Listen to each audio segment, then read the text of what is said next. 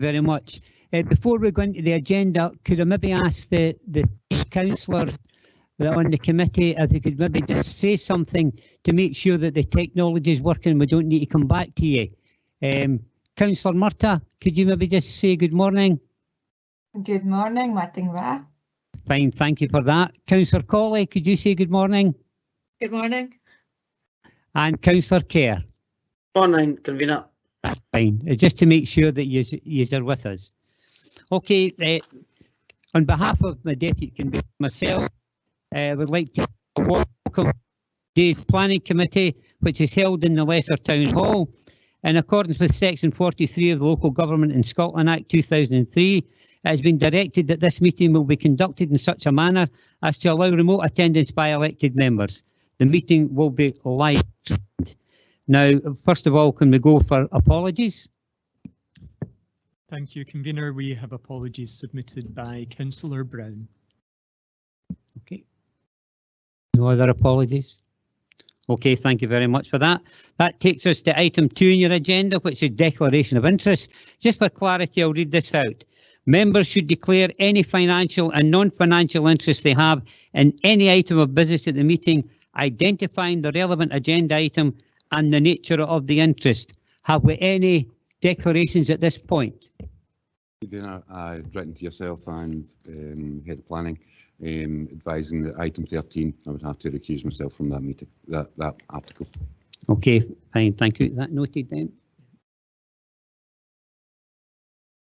Yeah, I think you've got to give an explanation as to your reason. Thank you, Councillor Brown. Okay, I know Grant Keenan personally, so therefore whatever way I could go on it, it's possible that it could be perceived as me having an interest whether I vote for or against. Okay, okay, very sensible. Thank you for that. That then takes us to item 3 on your agenda this morning, which is the minute of meeting of the Planning Committee held on the 28th of June 2022. It's pages 4 to 11. Any questions on this minute, or can we agree the minute? We agreed the minute? Agreed. Thank you. Before we go into item 4 on the agenda, I would go to Mr. Dryden in relation to an item on the agenda this morning. Mr. Dryden. Thank you, convener. Yes, thank you for allowing me to speak. Item 6, I think it is on your agenda this morning. This is application for the 6 dwelling houses on land to the north of Aldi, Green Park Drive, Pomont, for Avian Developments, and obviously this was subject to a site visit. The reason I want to speak at the outset is I note there is a deputation request. During back office updates to our systems which we purely carry out for our uniform database, we also want to check that our constraints maps, which shows a number of criteria such as conservation areas, tree preservation orders and other areas of matters that we need to look at as part of our assessment. There has been an anomaly which appears to have shown up as a result of the back office backing up of that. So in light of that, we want to double check that the actual constraints are in fact correct. This sometimes does happen from time to time, regrettably, but so in light of the issue which has arisen just yesterday, and officers, as they do check obviously all the information in advance of presenting, it became apparent that there may well be an area of matters that we need to clarify with regard to the designation of that area, particularly with regard to the woodland and trees, and therefore you'll see within the report there was certainly mention about the assessment of the trees, woodland and hedgerows policy PE20 and also PE19 biodiversity. So therefore, convener, the request I want to make this morning is that we continue this application to the next available planning committee to allow us to double check that the data that we have on our back office systems is correct. And therefore that would allow us to make sure that the report that is before you is accurately reflects that, and obviously that the policy assessment that we've undertaken reflects that as well. So until we get that cleared, it's only came apparent an issue at the very last minute, regrettably. So apologies for that, but I would make the request that we continue the application to the next available committee for those reasons that I've outlined. Thank you. Okay, you've heard Mr. Dryden. I'm quite happy to move continuation at this point. Happy to second the same. Second the same. Anybody otherwise minded? Okay, agreed to continuation. Thank you. You can just score that off your agenda paper this morning. Okay, then that takes us to item 4, formation of landscape display area, erection of office building and storage building, car parking and associated infrastructure at Klondike Garden Centre, Burnside Nursery, Pullman, Falkirk for Klondike Group Limited. This is pages 12 to 32, and it was a site visit had taken place. Thank you very much. The report here this morning is by Julie Seidel-Gregory. Thank you, Julie. Thank you, Convener. This application was originally presented to Planning Committee on the 28th of June. The committee report is included at appendix number 1 of your update report. At the last committee meeting, members agreed to continue consideration of this application to allow an unaccompanied site visit to be carried out. The site inspection took place on the 15th of August and members viewed the application site and the surrounding site context. The application was also continued to allow SEPA to provide an updated consultation response. SEPA responded on the 20th of July, advising that there is no objection to this application. The submitted information demonstrates that the proposed development complies with Scottish planning policy and floodplain avoidance. Since the application was last heard by the Planning Committee, correspondence has been received from Richard Leonard, MSP, as summarised at point 6 of your update report. Concerns are raised in relation to an inability to complete the improvements to the site, staff and customer conditions, and a potential loss of business and jobs in the area. It's considered that no new matters are arising which would alter the recommendation to grant planning permission. Thank you, Convener. Thank you very much, Julie. We'll open it up now. Any member want to come in? Councillor Bowes. Thank you, Convener. Can I agree with MSP Richard Leonard?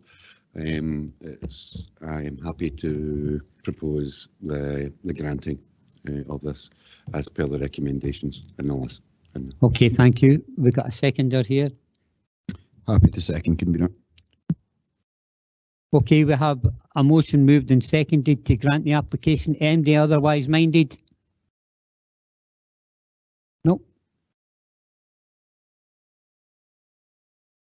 Okay, then it's agreed. Thank you. That takes us to item 5, construction of warehouse and formation of canopy at Klondike Garden Centre, Burnside Nursery, Pullman, Falkirk for Klondike Group. The report again is by Julie Seidel, and it's pages 33 to 50, and it was subject to a site visit as well. Thank you very much. Julie. Thank you, Convener. This application was originally presented to Planning Committee on the 28th of June.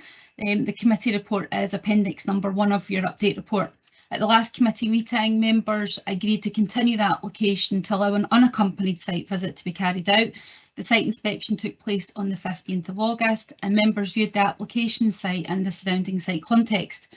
Again, it's considered that there are no new matters arising which would alter the recommendation to grant planning permission. Thank you, Convener. Thank you. I don't see any problems with this after having the site visit. I'm quite happy to move to grant. Anybody like to come in? Been seconded by the Deputy Convener. Anybody else like to say anything, or is everybody happy with Councillor Murtagh? Yes. Sorry, no, I had my hand up. I'm not otherwise minded. I just wanted to, and as you've said, Provost, that sorry, Convener, that you felt that after the site visit there wasn't, there was no adverse reason to reject it. I just wanted to make the points about what we had discussed in a previous planning committee. To my mind, that obviously there's been some update information, but essentially it hasn't changed the recommendation. The concerns about the site visit were to do with flooding, and I think at the time the point had been made that the flooding, regardless of the application, would have no effect at all on what was currently allowed to happen. And it's just to make the point about the kind of whether we felt the site visit was indeed necessary. I think we're going to have to really think about the times that we do go to site, given the time and resources that takes up, and whether it is beneficial. So I just wanted to sort of make that point that we agreed these pretty quickly, and whether that was beneficial or not to go to sites, given that it didn't actually change anything in the reports at all. Well, just to say, as I've said previously, we've got 12 members of this committee and everybody's got an opinion, but thank you for yours. Okay, then we agreed to grant. Agreed, thank you very much. Item 6 has been taken off. That's going to be continued.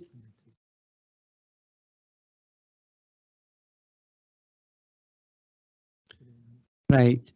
Is Philip Neves and Stephen Miles still on the call? Yes, I'm still here, convener. So you've listened to what Mr. Dryden has said, and just to let you know that your item is going to be continued. Yes, I did pick up that in the opening address. I was just wondering whether or not it was possible that the gentleman might be able to expand on what the back of house issue is, just so that we can pick this up, or whether or not Catherine Chorley, the planning officer, is able to speak to that very quickly. Right, hold on a second. Mr. Dryden's going to come back in. Thank you. No, convener, that's a very relevant ask. I think at this point in time, as this became very apparent at the 11th hour, it's to do with our constraint system that gets updated periodically, and we've also had a change of servers for various technical reasons. And what we do, sometimes it has been the case in the past that sometimes information gets, how can we put it, construed slightly differently. So we need to check it out. Unfortunately, we're not in a position yet to fully investigate that, given the lateness of this happening, which was regrettable. What we will do is we will certainly check it our end. We'll need to obviously liaise with our colleagues, certainly in the team that deals with obviously the various layers, particularly with regard to the ecology and biodiversity and trees. But what we'll do, we'll give an undertaking that the case officer will be in touch with you shortly thereafter to discuss any matters arising. So we'll keep you advised. But unfortunately, at this point in time, it's difficult to give you any further detailed information at this stage, other than it is regrettable that this has happened. But I think it's also, as officers do, in being diligent, they need to make sure that all the information is correct. And regrettably, it became apparent that there may well be an issue with the actual accuracy of the layers. I mean, just that. And therefore, and once we do that, it'll allow us to make sure that whether the report is correct as it is, or whether we need to amend that report accordingly. But we will be in touch with yourself and your agent and keep you updated on that matter. Okay, thanks for that, Mr. Dryden. Move on to item 7 now, which is construction of retail unit with associated car parking at land to the east of Stirling Street Car Park, Davis Road, Denny for Magnus Beresford. It's pages 85 to 103 on your agenda, and the report this time is by Brent Vivian. Now we have a deputation request by Chris Dunsire and Stuart Harrow on behalf of the applicant to be received as a deputation in respect of this item of business. In accordance with Standing Order 33.5, it is the committee that shall decide whether to hear the deputation. Is the committee quite happy to hear the deputation? Yes, we've agreed to that. But the first part is we'll have the report coming forward from Brent Vivian. Brent, are you there? Yes, I'm here, convener. You submit the report first then, Brent. Thank you. Thank you. The proposal is to construct a new retail unit and associated car parking and landscaping on a vacant site at Stirling Street, Denny Town Centre.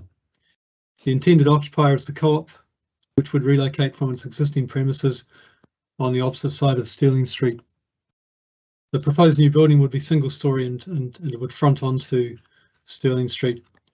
Delivery and customer vehicles would utilise the existing site access off Davies Road.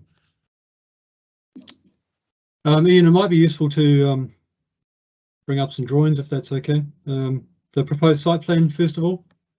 Perfect.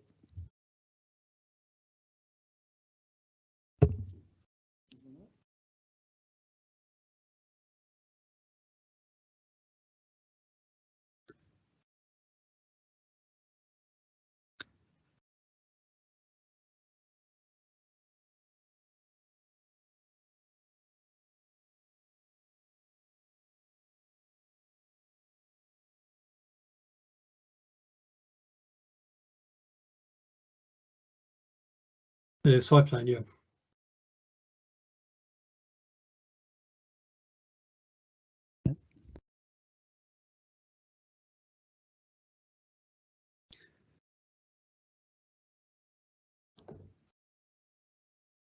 Thank you, Brent. But I've got to say at this stage that although my eyesight isn't that good, that that's better. If you can, that's better.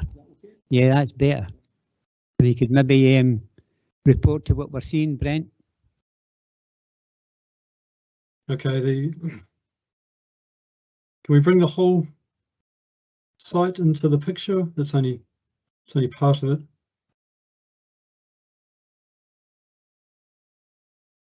Okay, the purple area you can see is the building footprint, which faces onto Stirling Street, with a displayed frontage in the right hand corner to address the street corner location.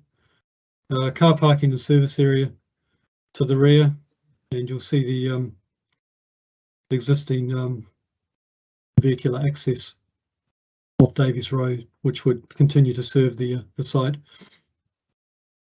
Might also like to note that there's a number of existing site features to be retained, and they include planters, steps, and a walkway along the north and eastern boundaries of the site, which you can see in green and brown.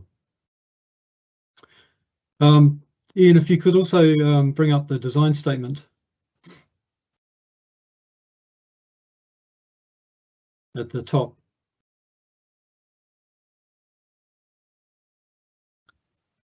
And if you could maybe just scroll down, there's some three-dimensional images in the report, which give a good feel for what the building would look like in the context. If you just keep going down.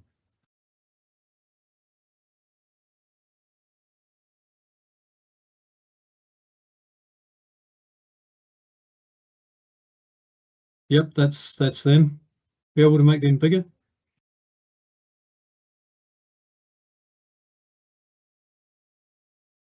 So the first one shows the how the building would look from the back of the site, looking at it from the car park area. You can see the fairly new retail building to the right with a white facade. If you go down to the next one, and that shows the building fronting on to the corner of Stirling Street.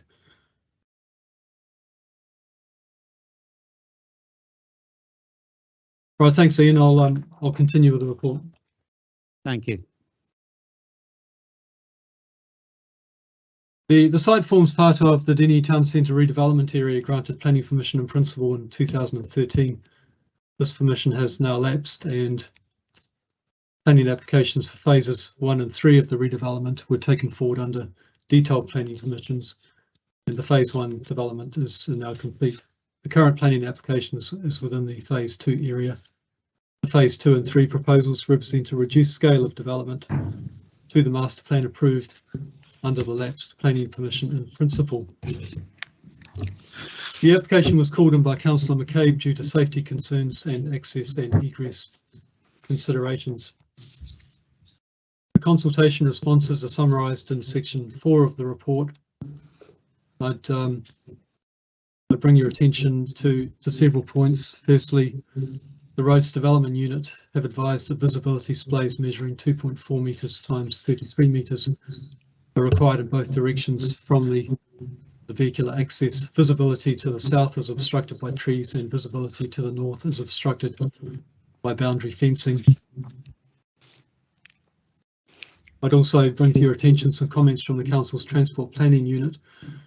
This is in paragraph 4.5, who have advised that the proposed development does not appear to make any allowance for the future traffic management proposals along Davies Road, which form part of the planning permission on principle granted in 2013. These proposals included widening of Davies Road to 3 lanes with 2 metre wide footways on either side to reflect the potential increased usage and importance of Davies Road as part of the redevelopment of Denny Town Centre.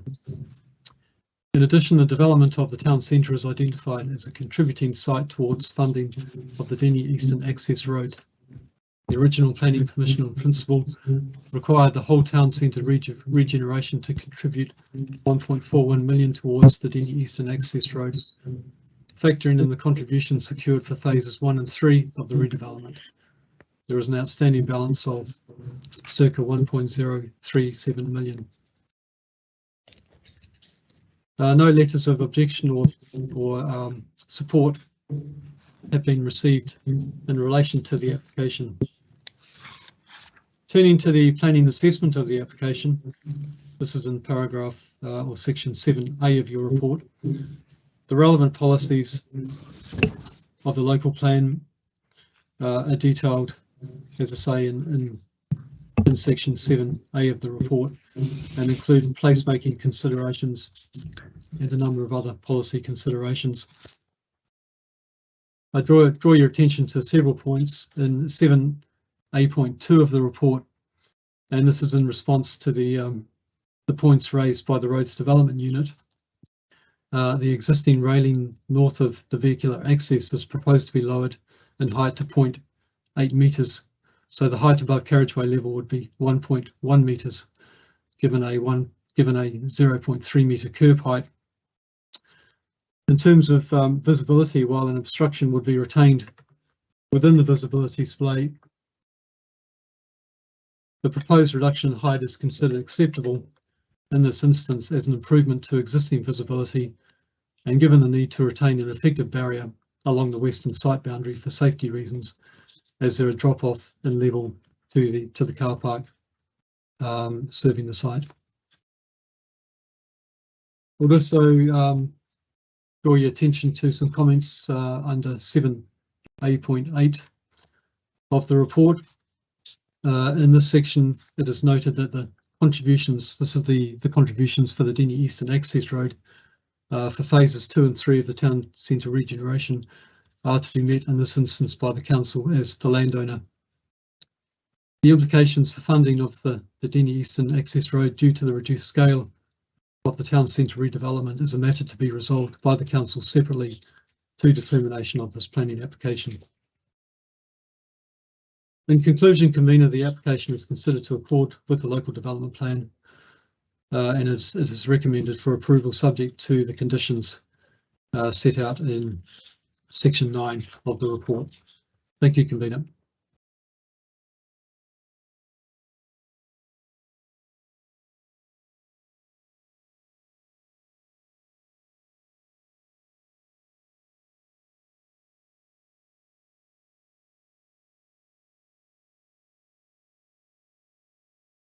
Can't hear you, convener.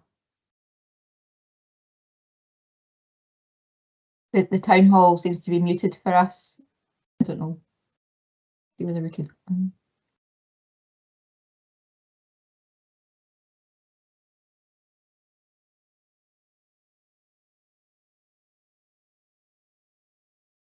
It appears that sometimes we can unmute participants. No, it's not your microphone, convener. It's the actual room. I think that's it back now. Thanks. Can you hear me okay?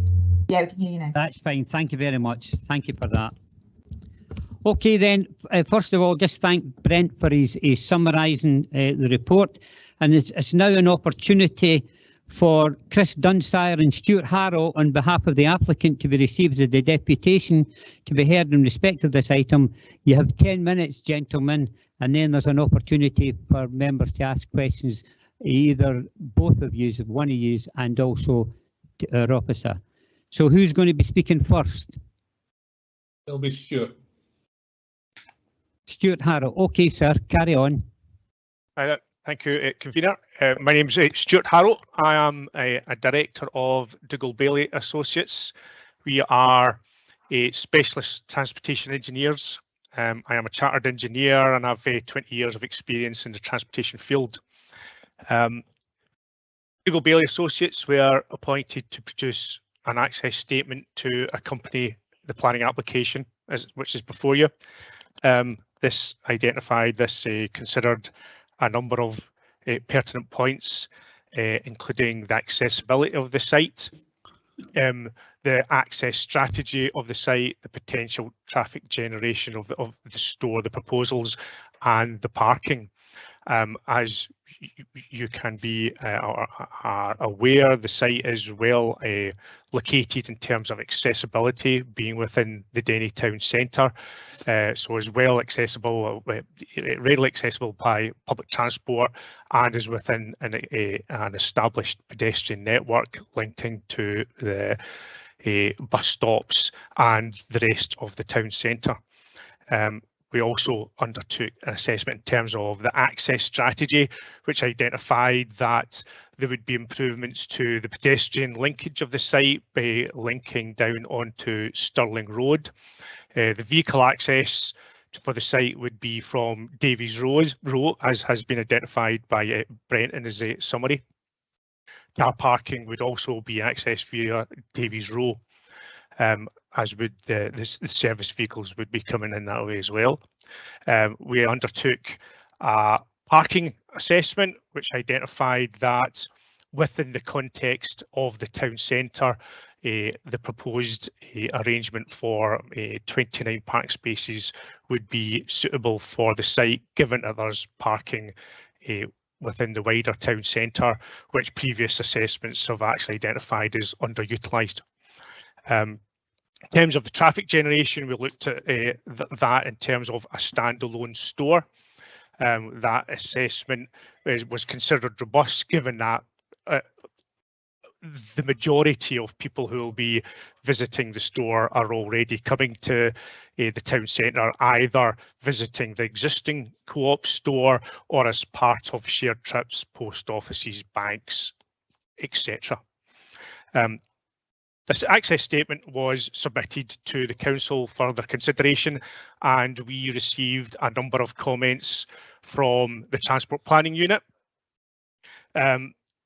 These related to the access and visibility, the points that were raised previously in terms of the visibility onto Davies Row, to which it was agreed, as summarised by Brent, that railings on the north side of the access could be reduced to improve the visibility.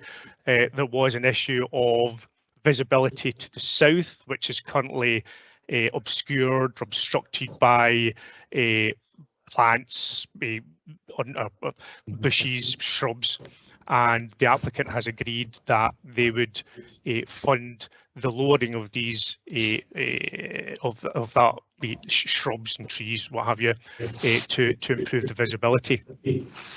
The issue of pedestrian access was raised, particularly in relation to access from the southwest of the site, where there was some concern that the proposals as they stand do not make allowance for a direct pedestrian route from Davies Row into the site. We undertook an assessment which identified that while this is the case, there are alternative pedestrian routes that would allow access to the site from the southwest, either along Davies Row and along the site boundary to the north, or along the road to the south and access from Stirling Street. So while the proposals do not incorporate a direct pedestrian route from Davies Row, there are alternative routes. I think what to bear in mind here is obviously that the vast majority, or a significant proportion of the people who would be visiting the store would already be in the town centre. And so the number of pedestrian trips coming from the southwest would only be a proportion of the total number visiting the store. That assessment was submitted to the council's officers, and on the basis of the recommendation, it has been assumed that that assessment was acceptable to them. I think I will leave my submission there. I'm happy to take questions in relation to any aspect of the transport and access proposals for the site, if there are any. Are you going to, is Stuart Harrow going to be speaking, or is it just yourself? I'm Stuart Harrow. Sorry, can you hear? So is your colleague going to be speaking then? Chris Dunsire? No, I'm the developer, and Stuart is the expert on this case for us, so I'll yield to him and let him deal with things. Thank you very much. It's an opportunity now for members of the committee to ask questions of the applicant, its agent, or our own officer, Mr. Brent Vivian. I'm looking round here. Anybody get any questions? No questions? Right, get Maybe just a couple questions. So the access does look kind of. put your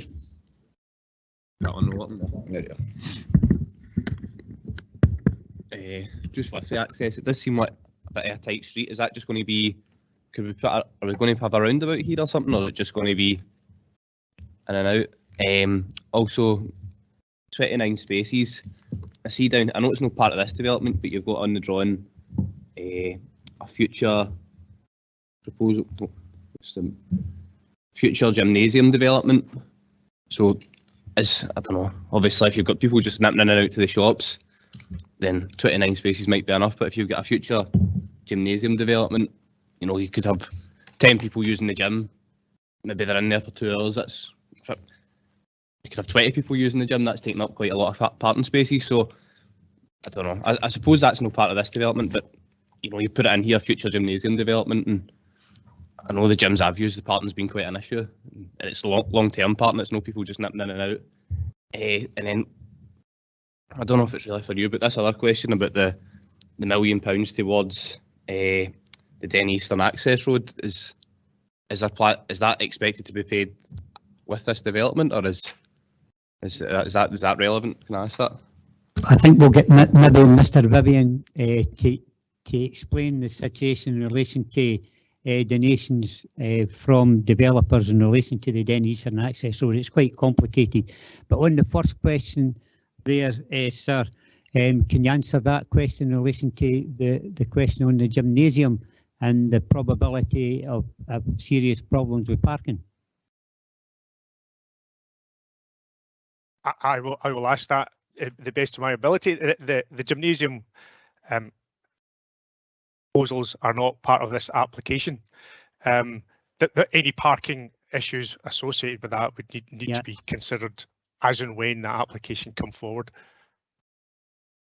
Okay, that's fine. That on the question, Brent, maybe you could come in and maybe give us, because a lot of new members here in the committee and they're unaware of the long history of this Den Eastern Access Road, and also maybe they're unaware of the fact that contributions have got to come forward for any developments within the areas. So maybe you could expand on that for them. Yeah, certainly, convener. Just in terms of the history for the site, there was an original approval in 2013 was planning permission in principle for redevelopment of the Denny Town Centre. That permission contemplated a much larger scale of development than has actually transpired through separate subsequent planning permissions. The original contribution which was expected from the redevelopment of the town centre towards funding of the Denny Eastern Access Road was 1.4 million. Phase 1 has contributed approximately 350,000. There's a balance remaining of circa 1 million, which was anticipated to come from the regeneration of the town centre. So obviously with the scaling down of some of the development proposals, the situation is now different from originally anticipated. We have received advice from economic development colleagues that the contributions for phases 2 and 3 of the town centre regeneration are to be met by the council as landowner. That's summarised in section 7A.8 of your report. So we're not expecting the developers for any of the town centre schemes to foot the bill for funding towards the Denny Eastern Access Road. Certainly, if we were to do that, it would make these sites unviable for development. So that's where the situation lies.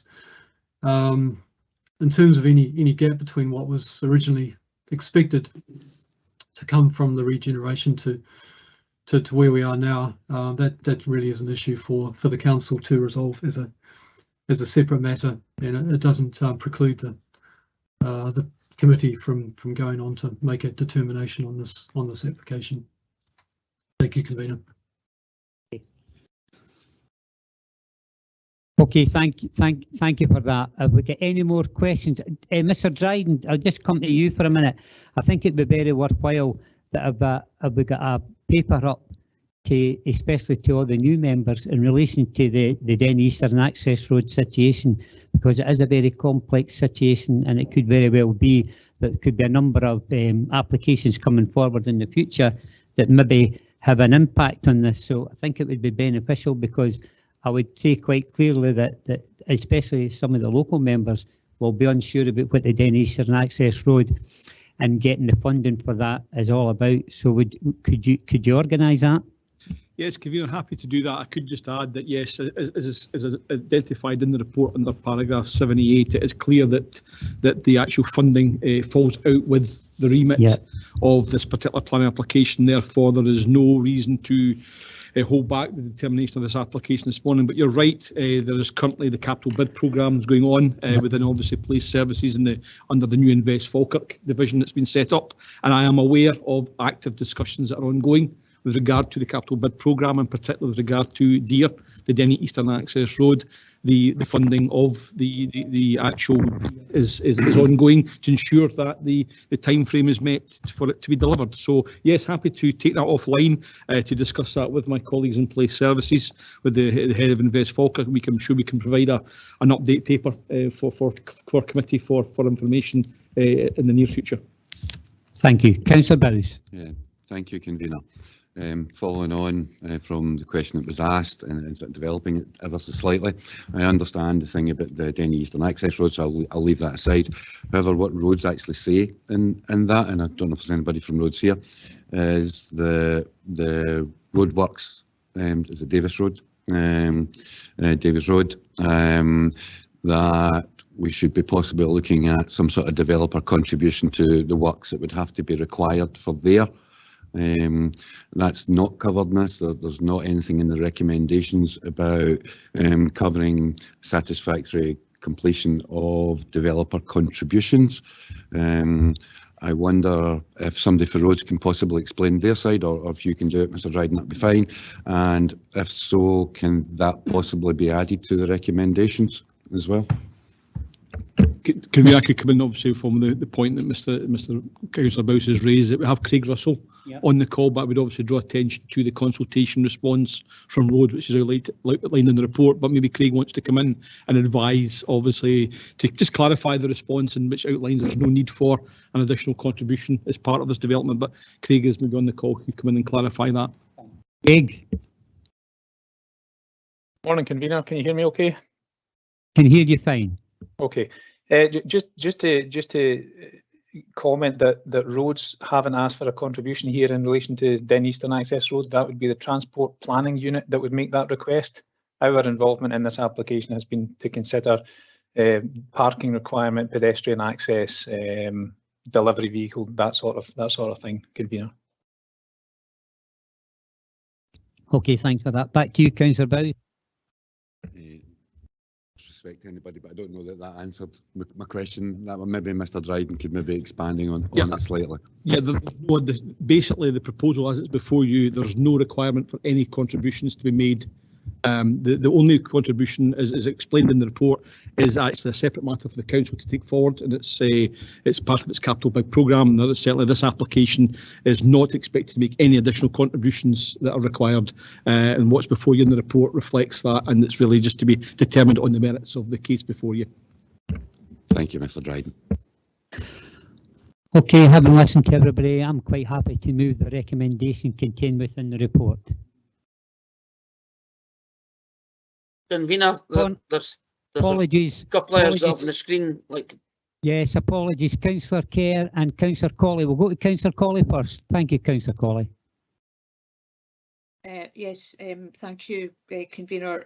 I reflecting of your proposal, I would be happy to be the person that seconds that. But I have, and it's probably just it's a really simple question. I think there's mention around charging points within the active around active travel and around a parking. But I'm not clear whether we're asking within we're asking within the recommendations for additional charging points beyond what's in the site plan to be included, or to confirm that they'll be included. And I'm very unclear from what's said in the information. It's on page 89. And it says it's preferable to have a couple of electric vehicle charging points, but 2 are indicated on the proposed site plan. So it's whether that is part of the recommendations that they must be included. Well, ask Brent. Brent, you want to come back in on that one? Yeah, I can clarify that. Yeah, sorry, it's perhaps not as clear as it could have been in the report. The Transport Planning Unit had asked if a couple of electric vehicle charging points could be incorporated into the development. And in response to that, the applicant submitted a revised site plan showing the location of two charging points, and that's considered to be acceptable for the development. That's helpful. Yes, it could have been clearer. Okay, Councillor Kerr. Thanks, Convener. Probably for Craig at Roads. And a lot's been mentioned about access and egress to the site, and it's something that was Councillor McCabe brought up and brought it to committee. If the alternatives that's been proposed to lower fences, lower bedding and trees, will that be acceptable for the roads for access and egress to the site? Craig, maybe you could answer that. Yeah, thanks, Convener. As I understand it, the visibility to the south, which is to the left as you're exiting the site, I understand the developer has given an undertaking to fund removal or cutting back of vegetation, and that should achieve the visibility to the left when you're leaving the site. When you're leaving the site and turning to the right, there's an existing fence railing there that protects against a drop. That fence will be reduced in height, as Brent mentioned earlier on in the report, I think to a height of 1.1 metres in total. That still doesn't meet the requirement. The requirement there is for a maximum height of 600 millimetres. So no, that adjustment wouldn't meet the requirement. However, the planning officer has made a judgment, and his judgment is that it's an acceptable improvement. Councillor Kerr. Thanks, Craig, for your input. That's all, Convener. Thank you. Okay, thank you. Councillor Murtagh. Thanks, Convener, and apologies. I'm getting slightly confused in the procedural side, because I wasn't sure whether we seem to have moved in with a debate and whether we're still able to ask questions of the deputation, as usually we do that and then move on. So I wasn't sure if that was permitted now to just kind of ask. Yes, you can still ask questions, the applicant's agent or Brent. Thank you. Okay. So I suppose it was just going through the recommendations, and I kind of from what was kind of being put forward in deputation, obviously the applicants will have seen the recommendations and whether there was anything within them that was that they feel was unacceptable or problematic. I was particularly interested in recommendation 4, and perhaps it's kind of a joint question with officers as well, because I note that the need for the sustainability, the appropriate sustainability label, at least bronze active, and also a statement of conformity which confirms that 12% of the required CO2 emissions reduction is achieved to the installation of low carbon and zero carbon generating technologies.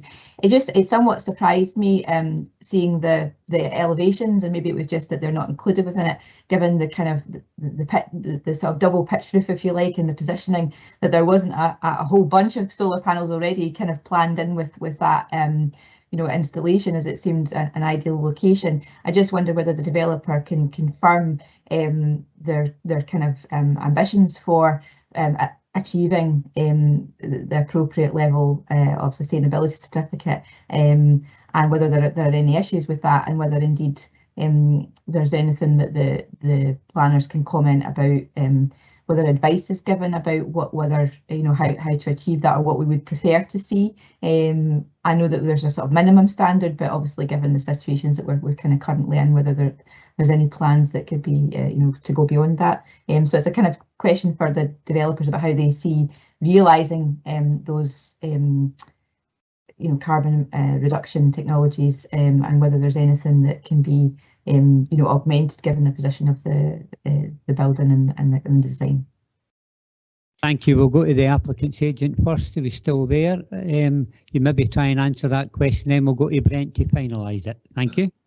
It's not really for Stuart actually, but the co-op themselves only purchased renewable energy, so all the electricity used on the site by the co-op comes fully from a renewable source, and that's a national deal that they have there. On-site generation's never been a consideration for them. I suppose it's out with their sort of their type of business. They just deal with grocery shopping and buy their energy in from a fully renewable source. Brent, have you got anything to add to that? Well, under development plan policy, there will be a requirement for some on-site works.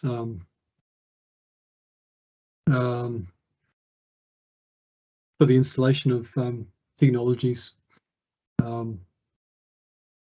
We haven't had any detailed discussions with the applicant on those matters at this point, on the basis that we would deal with it through a planning condition. The first protocol would be to direct the applicant to our supplementary guidance on these things, which set out the range of options for achieving low and zero carbon generating technologies on the site. Councillor Murtagh mentioned solar panels. That could well be the option, but at this point in time, we haven't had any detailed discussions with the applicant on the basis that it would be dealt with through a planning condition if there was a grant of planning permission. The one thing I forgot to say, and I'm sorry for butting in here. Carry on. We are responsible for producing the building and the car park. We don't do any fit out works. We give them power to the building, and then beyond that there's a second planning application which is dealt with direct by the co-op.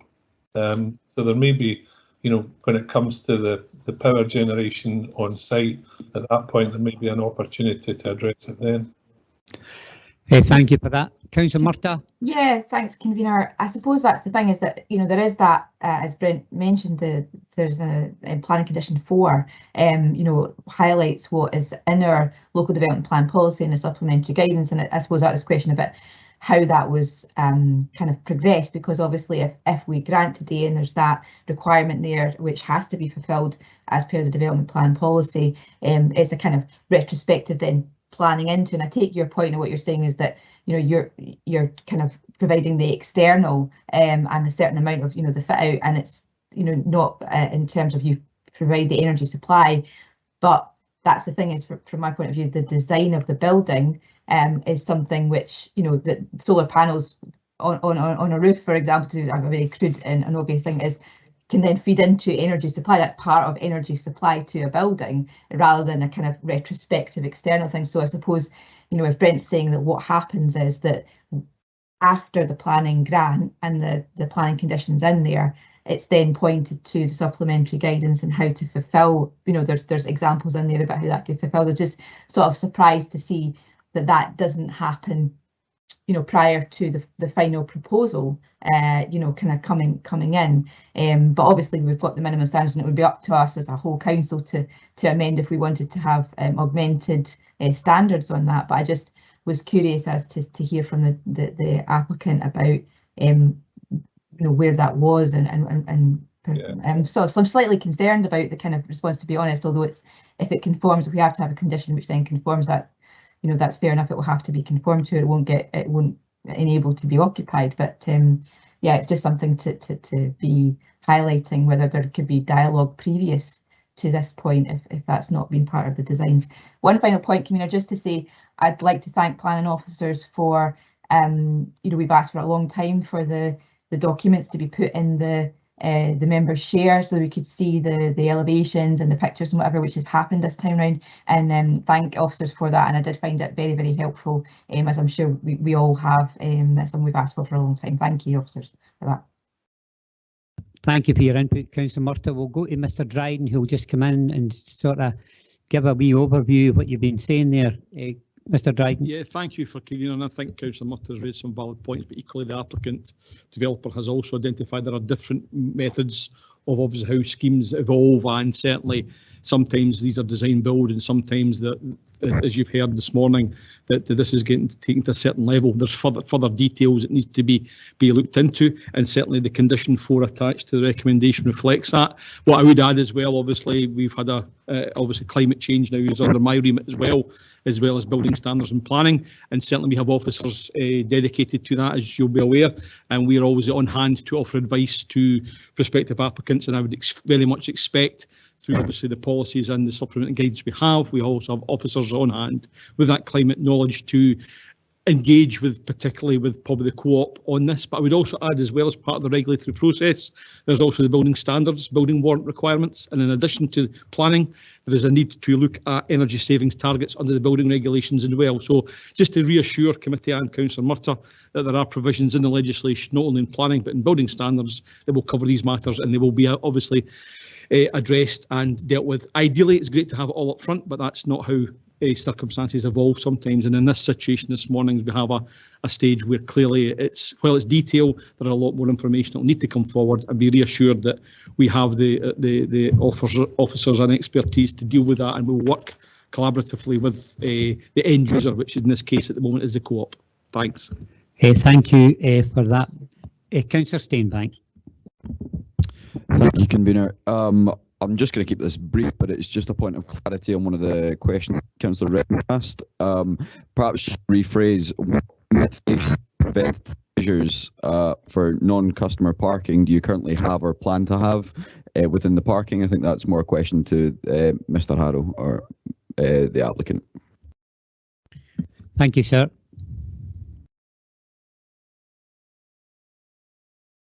You're on mute. Yes, I am. That's you. Yeah, fine. Can I ask the councillor restate his question, please? Because there was some interference with the audio. I apologise for that, but I don't think it was just me. Oh, these microphones. Anyway, yeah, it was just a phrase asked by Councillor Redden earlier. So what mitigations or sort of preventative measures for non-customer parking do you currently have on the site or plan to have with the application? Cheers. Did you hear me? Yes, yeah, I picked it up this time. There are no proposals at present that to prevent non-customer parking in the site. If this site were to reflect typical food stores, and now I'm really talking perhaps for the operational procedures that have been imposed by the co-op as a store, as an operator, it is not unusual for stores to impose a restriction on the period of time that people can park in their car parks. I do not know if that would be part of the co-op's operational procedures for this store. However, as part of our assessment, we did look at previous assessments that were carried out in terms of parking within Denny Town Centre. These were undertaken by others as part of the Denny Town Centre redevelopment plans, which identified that the existing parking within Denny Town Centre was currently underutilised. So the conclusion you would take from that is that there wouldn't necessarily be pressure on this car park in isolation to provide longer term parking. Oh, thank you very much. if That was that a very helps in clear any answer. way. Yeah, thank you very much. Thank you. I think Councillor Colley wanted back in. Yes, it was actually a general comment, and apologies that I missed including that earlier. I got tied up in charging points. But the question had arisen, and it was actually for one of my fellow councillors in relation to the protection of the site, part of the site which isn't part of this planning application, in relation to a gym. And at this point, that is something that the councillors in the area at that time worked on a cross-party basis to be able to protect that area. At the moment, there is not necessarily any application coming forward for a gymnasium, but it was a facility that residents in the area felt would be an important development. So it was important to protect that area of the site should we be able to develop that. Okay, thank you for that update. Councillor Forrest. Sorry, just a couple of points, if you don't mind. The developer said that the co-op only uses renewable energy and they only buy from that source. So do I, but I can't guarantee that it's going to be there, and I don't have access to solar panels, etc. But that was the question that was asked about solar power. Second question, if you don't mind, just quickly, there seems to be a wee contradiction in the wording of the obstruction from vegetation as they leave the site on the left-hand side. It said that the vegetation would be lowered down to a reasonable level, and yet I think it was Craig that said that it would actually be removed. Now, given the development of the site, town centre is any little bit of green space is good to see, and I think we all find that it's a necessary thing that we've got to protect the flora and fauna of the area. So I'd just like a wee bit of clarification there. Is it going to be removed or is it going to be reduced? Thank you. Brent, we'll come back to you and maybe bring Craig in, and then maybe we'll bring the applicant in again, or the agent. Brent, in relation to the questions posed by Councillor Forrest, can you maybe give us an update perspective from yourself? I didn't really have anything to add. I thought perhaps the applicant and the roads officer would be better placed to provide further comment and response. That's fine. We'll bring in Craig first, then the applicants. Thanks, Convener. I can't conclude this one, unfortunately. It's my recollection from the presentation that the visibility to the south was going to be improved by removing the vegetation. I may have picked that up wrong. I simply advised the visibility requirement, and what happens after that is really for the applicant to come back and propose. So hopefully the applicant's representative can clarify exactly what's happening to that vegetation. Thanks for that. Yep. But back to you, the applicant's agent. Yes. Like the councillor suggested, I think keeping some level of green in the town centre is preferable. We have accepted that the vegetation would be lowered. I would suggest that would be to an appropriate level. If that lowering means down to ground level, that to an appropriate level, as we would discuss and agree with the roads department, so be it. I think that the level of lowering is perhaps something that needs to be identified in detail as part of the detailed considerations. However, my preference would be that it's lowered. However, the level of that lowering may see it lowered to ground level, or in effect being removed entirely. Right in saying, Stuart, it's a section. It's only a section of it that would have to. No, be yeah, cut. yeah, yeah. It'd be the area of the vegetation within the visibility splay. Okay, then. Thank you for that. Any other questions before we deliberate? Once again, I'm going to formally move the recommendation contained within the report. I think it's been a good debate, and I think there's a number of issues that members have brought forward that will be taken up both by the council, especially the roads, and the applicant. Councillor Collett? Yes, I'd like to second that proposal. Okay, then, just to clarify where we are, we have a motion moved and seconded to agree the recommendations contained within the report. Is there anybody otherwise minded? No? Okay, agreed. Thank you very much.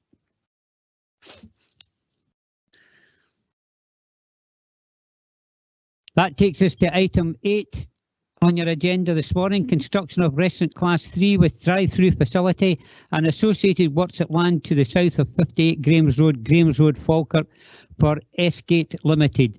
The report is by Stephen McClure, and there has been an application made on behalf of Grahamston, Middlefield and Westfield Community Council, Mr Charles McCarroll, to be received as a deputation to be heard in respect of this item. But first of all, we'll have Stephen that will give us the report, and then we'll discuss whether the members of the committee are agreed to hear Mr McCarroll, who is actually in the building just now. Thank you. Hi there, thanks convener. Ian, it might be worth having the proposed site plan 1 to 100 up on the screen as well.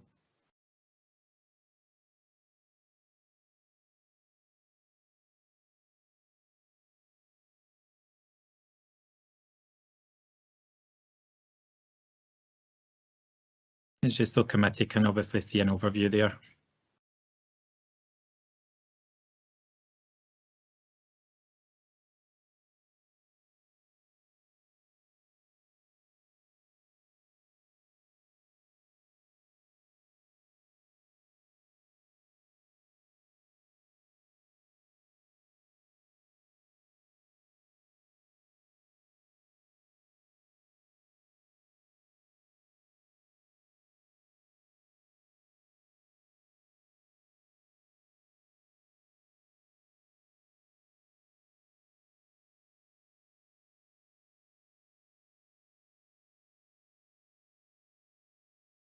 Yeah, that one I'll do, Ian. That's okay.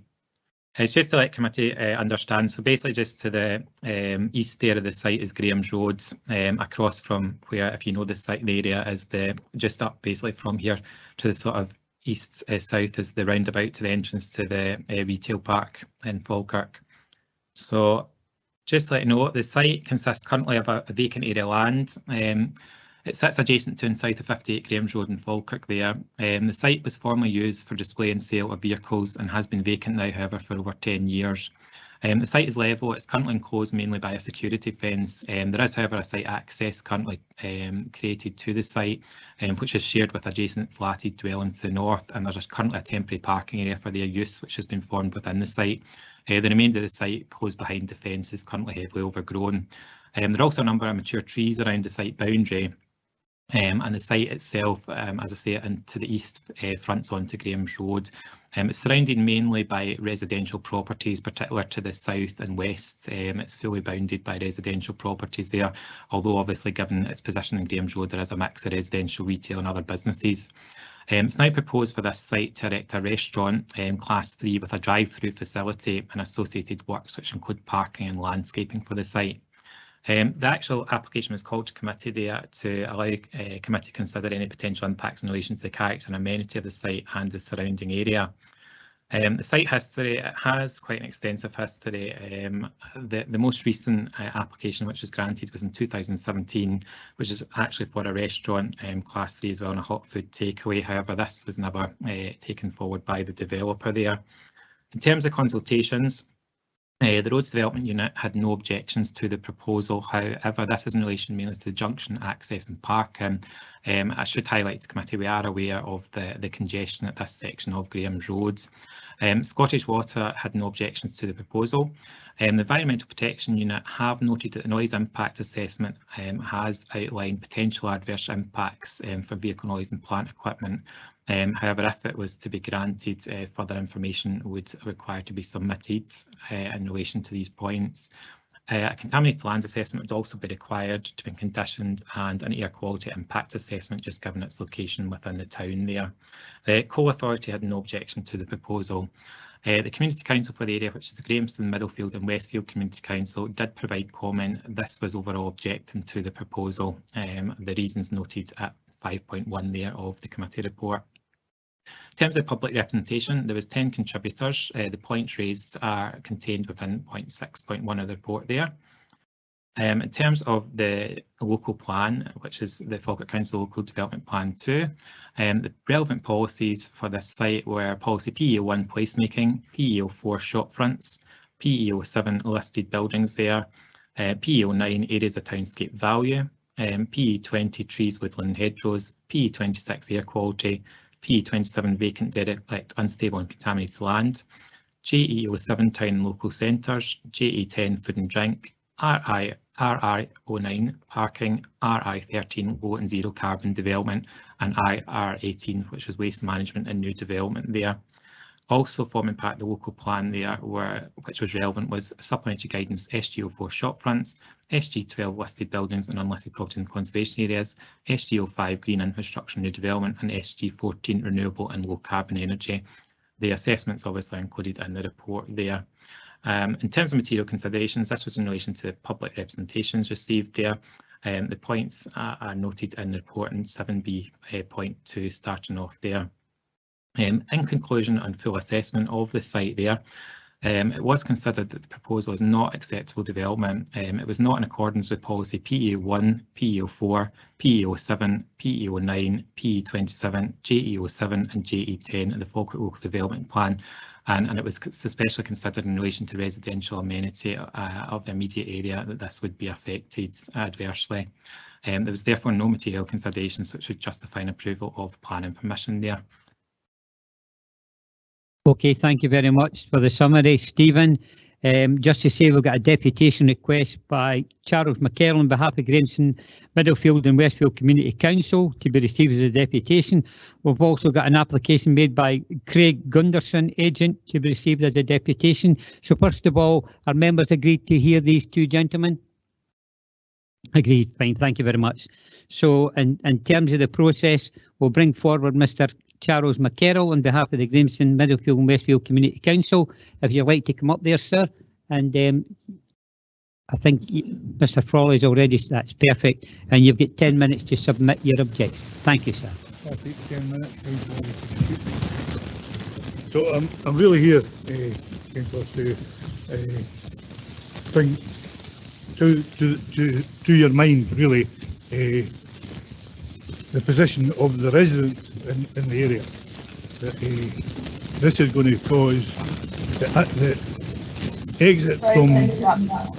The sound quality is very, very difficult. I don't know if it's the microphone. I think it's the particular unit. Good point, Councillor Murtagh. Apologies. Okay, how's that now? That's much better. Sorry about that. Okay.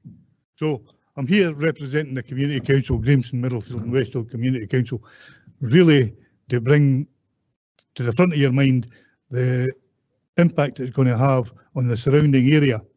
The streets, James Street, George Street, Russell Street, Meeks Road.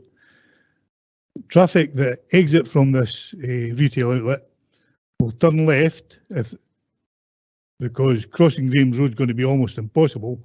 And if they're heading south, they'll turn left again into James Street, left again Russell Street, and they'll exit via the roundabout at George Street or Meeks Road. Two roundabouts there. And really it's going to have a big impact on the street. The streets are built for horses and carts really 120 years ago. They're not built for the traffic that it has now. And in recent times, we've got the streets are occupied by workers in Falkirk, by sorting office workers for the postal workers, railway station, people park and leave their cars, go. Town centre workers, there's a taxi office there now, and a doctor's surgery. And all of these things contribute to the overloading of the street, pavement parking and double parking. So I would ask the planning committee to consider these things, as well as the litter and the vermin that it may cause backing onto residential streets. So I would ask you, please consider these things when you're making your decision.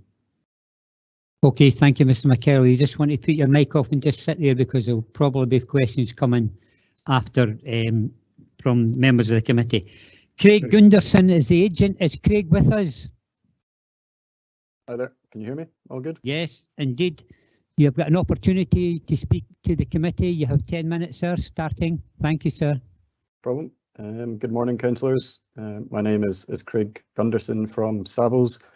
We're acting as the planning agent on this application on behalf of the applicant. Over the last 5 years, S-Gate Limited, the applicant, have worked hard to bring forward a viable proposal for the redevelopment of this long-term vacant site. The restaurant and drive-through proposals subject to your consideration today seek to facilitate the delivery of a suitable use at this site to enable its meaningful regeneration. As you will be aware, this has been a problem site for many years in the town centre. It's been vacant in excess of 20 years since the previous buildings were demolished. It's currently enclosed by a fence. However, it has had fly tipping and antisocial behaviour issues over time. As I mentioned, it falls within the town centre, Falkirk Town Centre, which is the primary location for new development such as retail and restaurant uses. The applicant and landowner, through respective national agents, has attempted to market the site with limited interest being received over the past 5 to 10 years. Any interest that we have received has been solely from restaurant and drive-through operators. This led to an application for a Tony Macaroni restaurant being progressed at the site back in 2017.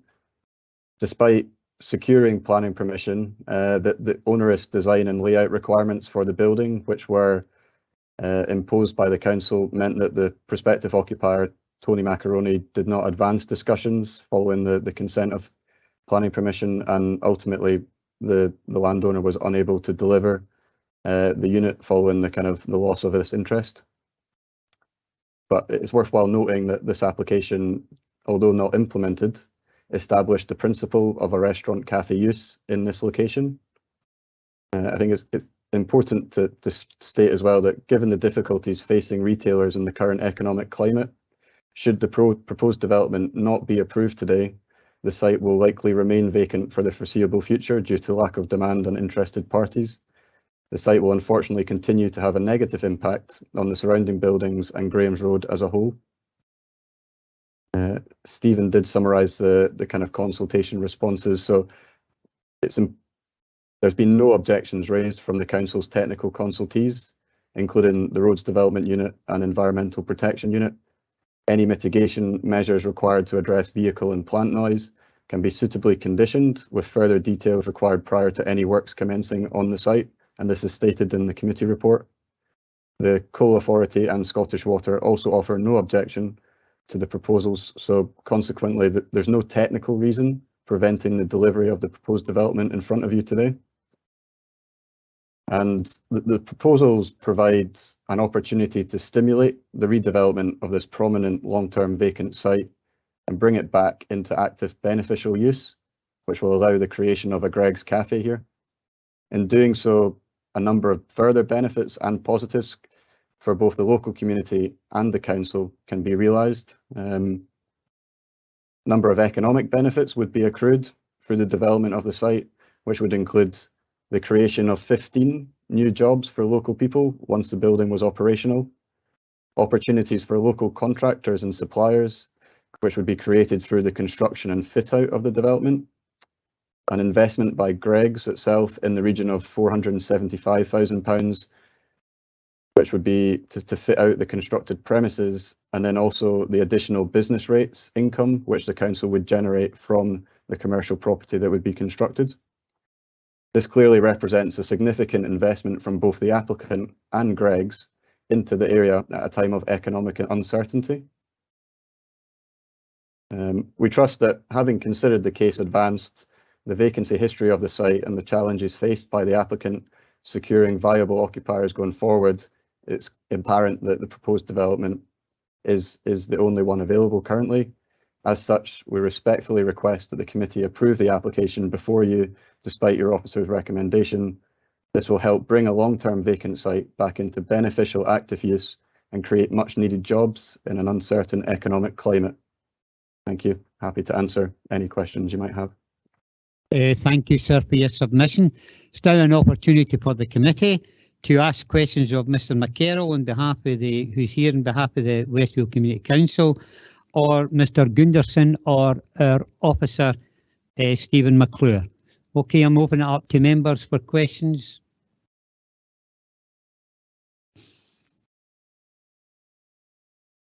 Yeah, Councillor. Hi, just one of the points raised by the Community Council with regards to litter attracting vermin. What we have in place to manage that, we have maybe bins on site. Don't know if you're going to have CCTV. Yeah, so the Greggs would have a waste management plan in place, which will mean that there's bins located throughout the site.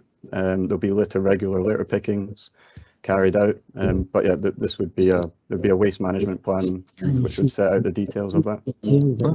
That's sorted. That's about it then. Okay. Any other questions to either the Community Council rep or Councillor Murtagh? Yeah, I mean, the point was made about there'd been no objections from the Environmental Protection Unit, or from that point of view. But I suppose in the report it was said that the Environmental Protection Unit has requested an air quality impact assessment be produced, and that obviously it would require to be approved before any on-site development should be granted. I suppose I don't know if it's a question for officers, I suppose then, but just because it was raised by the applicant, yes, you've stated that the sort of principle for a restaurant was, kind of, there was already the granted planning application, which is now lapsed, but a drive-through is a slightly different thing. So I suppose it was whether the how that was working out, that on one hand they're saying, well, there's no objection there, but it would be required to be produced. And I think we all know the problems with congestion and air quality around that kind of area. So perhaps could that be clarified either from officers or in terms of what the applicant was meaning about the air quality, from the air quality there'd be no objection kind of thing. Fine. I think we've got David Gray for Environmental Health. Could maybe come in on this one. Is David with us this morning? It's Crawford Sybil that's here covering for David today. Right. I'm not sure exactly what the question Councillor Murtagh is relating to in terms of, it's just that there's been no objections so far based on that's subject to further information being provided. So I think we've just requested an air quality impact assessment.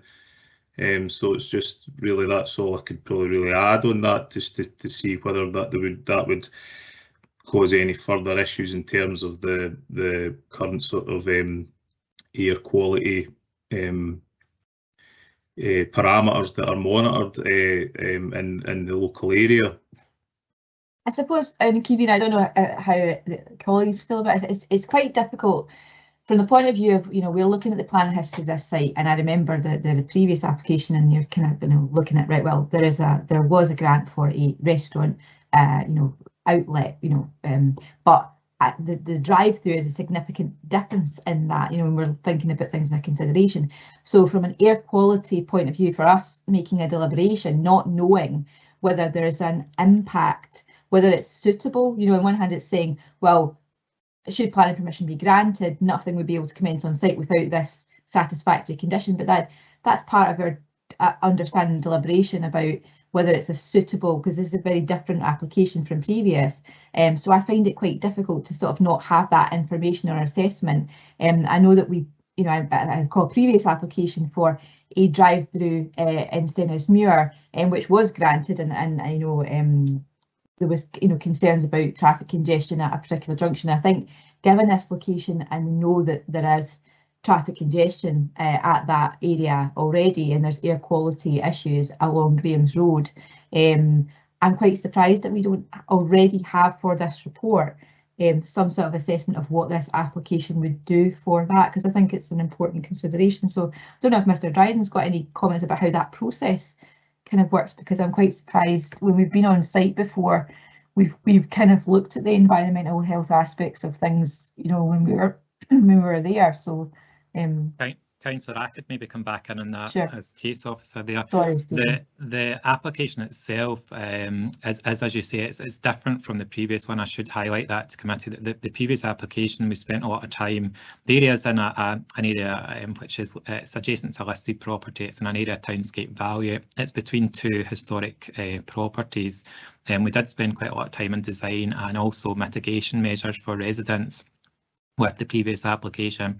The current application includes a drive-through facility, which is very different. The drive-through element actually cuts across the front of the site and round past everyone's gardens, right adjacent against it. It was thought at the point that there is some further information required in relation to environmental protection, but given where we had reached with the assessment of the application, there was other points raised that and policy raised that it didn't meet the criteria of, so we didn't want to continue progressing with asking for further constant information from the applicant, whereas we'd reached a point where it was concluded that we couldn't grant permission for the site there. The items can be conditioned if it were to be approved, however, and it would be a matter obviously for it to comply with each of these points. The previous site, as you say, we did work with the likes of the machinery and the extraction and ventilation to all be placed away from the neighbours' side, because it's a bit of a unique site just in the way the gardens all sit bound in the site. In particular, two gardens, or the full length of the gardens bound the site. So we have tried in the past for anything going on this site to try and mitigate the measures, in particular those two residents on the kind of George Street side of it as well.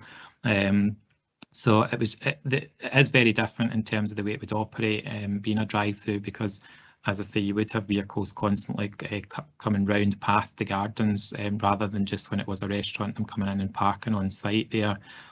We did feel that the residential amenity area, plus the design of the current building and the layout of it, doesn't meet the criteria for the residential amenity area, but also in terms of design for the area. It is a very obviously prominent site in Falkirk. It's a very busy section and entrance. It is actually an entrance gateway point to the town itself.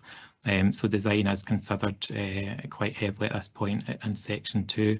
I would point out as well, it's not just been commercial elements that have been raised on this site. There have in the past also been residential elements brought forward to us for consideration. So it isn't just commercial that's been proposed for this site in the past. However, the last application was a restaurant that was proposed in the site and granted. You know, thanks for that, and apologies, Stephen. I think in some ways that then, like, because also there's quite a number of lists in the development plan or policies as to why it's not being recommended. So I suppose you're saying that because of those kind of overtaking it, that element wasn't progressed. So I can, or it wasn't needed in that sense. That's correct. It was felt a bit onerous to continue asking for information where it reached a point that we would consider that it didn't meet a lot of the other criteria and couldn't meet it from our point of view in terms of assessment. All right, I understand that. I suppose it's just that I just wanted to make that point about the drive-through element, but also because although it's town centre and we are thinking about this in this commercial thing, it is in that residential area with that character, and therefore I think the queuing traffic and traffic which therefore is idling and creating emissions by virtue of the fact that they're stationary generally with their engines on, although people should turn them off. But I think that's an important consideration in the change of the type of application from what we were looking at previous. So thanks for that and that answer. Okay, thank you for that, Councillor Murtagh, for your input. And Stephen, I think everybody was listening to your answer to the question. I think it was very important. Have we got any other questions? Councillor Kerr. Thanks, convener. I've 3 questions. Like some of the other members of the committee, I can remember the previous application where a lot was spoke about the mature trees, and that was a big factor on the last conversation. How would these be affected by this development? Stephen, is it you again? Yeah, I can come in. Yeah, there was proposal to remove a tree again. The main tree that was that caused issue last time in the site was the one to the, it would be the east, the southeast of the site, which is adjacent to the property there. Given the age of that tree, and it's thought that the root system is currently adjacent to and under the house there. So any removal of that tree would require further works at that point, probably an injection of material into the ground to stabilise it. However, there is no tree preservation order on the site, so it's not for us to be able to fully control that. We would look for any loss of trees to be obviously mitigated within any landscaping, but there is no, the applicant could, within any tree within their boundary, they could remove just now without any planning permission. Thanks, Stephen. My next question is, it was brought up by Ms McCarroll regarding that, not so much the entrance, about it's when the exit. Would there be, and I made a valid point about coming out onto Graham's Road and trying to go right towards the roundabout, would there be a restriction on what direction the traffic would need to go? There's no proposed restrictions at the moment on the site there. The junction itself is existing, so they weren't going. The junction doesn't actually require altered as an existing junction, which was actually prepared for an earlier proposal for the site. So it's all actually in place there. So there'd be no restrictions. However, if you know the area, obviously at certain times it's heavily congested, so it may cause issue with obviously people turning in certain directions. Maybe thanks, Stephen. Councillor Kerr, maybe bring Craig in for roads just to get his view on this situation as it's developing. Craig? Yeah. Thanks, convener.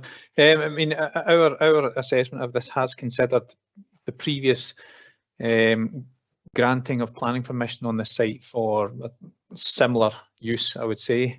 We are certainly aware of the congestion on Graham's Road, and we're certainly aware that any development has the potential to affect that. In response to, my colleague Stephen McClure has answered Councillor Kerr's query in terms of restriction on entering and exiting, and there certainly is nothing proposed at the moment.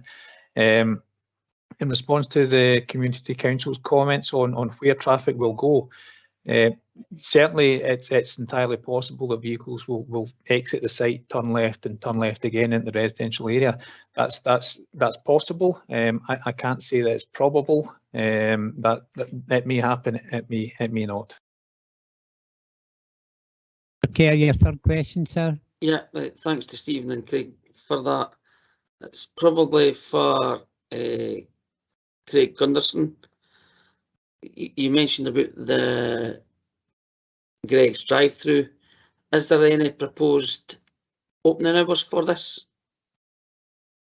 Yeah, so I think the proposed hours currently are 6 AM till 9 PM. Thanks, Craig. Councillor Sinclair, got a question? Thanks, convener. I suppose I wanted to ask a question of Mr. Gunderson, if it's possible. He mentioned in his comments about meaningful regeneration, but also on the impact that could potentially have on the surrounding properties. I wonder if he could outline what specifically he would consider would be meaningful regeneration and how that would positively impact or impact in any other ways? Thank you. I think, as I kind of outlined, the site's obviously got quite an extensive vacancy history. We've marketed the site for an excessive period of time to a range of potential occupiers. The interest has been limited to essentially two operators, which previously Tony Macaroni, and now we have Greggs. In terms of that seems to be the only viable option to bring the site back into use. In terms of meaningful, yes, there's been quick questions raised about residential amenity. I think in terms of noise, the noise impact assessment puts forward mitigation measures, and they would equally be conditioned, which would require further detail to be submitted to the council prior to commencement on site, and then they themselves would then help to reduce any perceived noise that's been created or generated by the development. So there's acoustic buffers or fences potentially that could go around the perimeter of the site, louvered doors in any plant, so that the plant noise is kind of almost inaudible for surrounding properties. And I think also meaningful in the sense that this development is going to create 15 jobs, especially in the current climate. Investment into any council areas is tough just now. So the creation of jobs for local people can make a difference for the local community.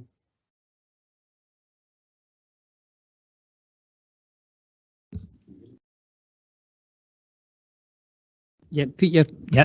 May I ask Mr. Gunderson something? He's twice said that local jobs, 15 jobs for this area. He also mentioned fitting out of the unit.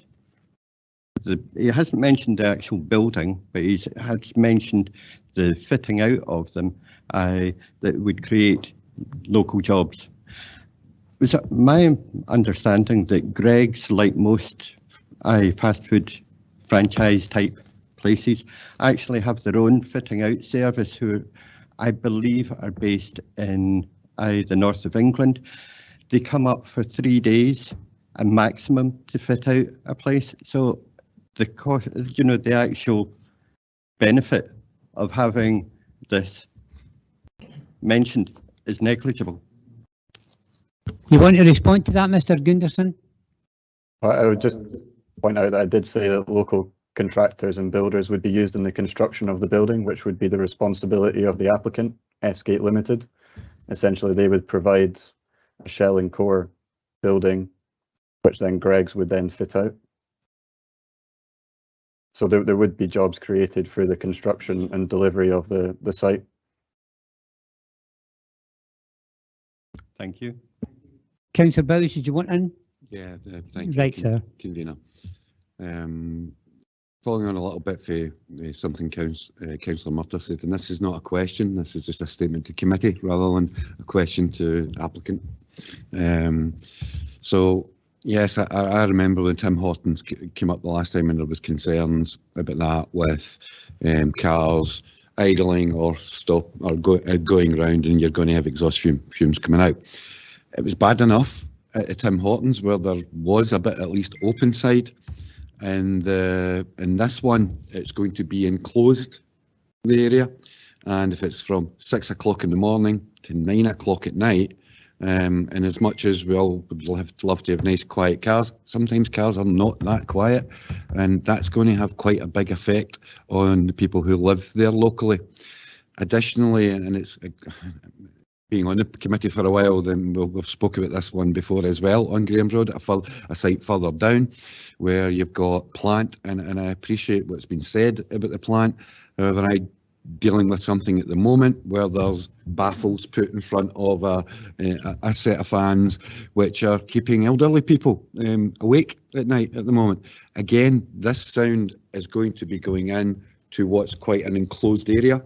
And being an enclosed area, you're going to get sound reverberation off the different places, and it will actually make it worse than if it had been in an open area, a much open area. So given that I did not support the one previously for those concerns, although ultimately the committee did. I'm happy to recommend that this is refused in line with the recommendations of the planning officers. Okay, we'll finish the questions, and Councillor Bowes has came forward with a motion to agree the recommendations contained within the report, which is to refuse planning permission. Councillor, I'm quite happy to second that. Is there anybody otherwise minded? No? Okay, thank you very much for that. Councillor Kerr? Hi, thanks, convener. I'm other in mind to that. I would like to support the application. It's already had a previous approval for a food outlet. The 15 jobs is a major thing for me. So I would like to support the application. Okay, thank you, Councillor Kerr. So we have a motion moved and seconded to agree the recommendations contained within the report. We now have an amendment by Councillor Kerr to agree the application. Have we got a seconder for Councillor Kerr?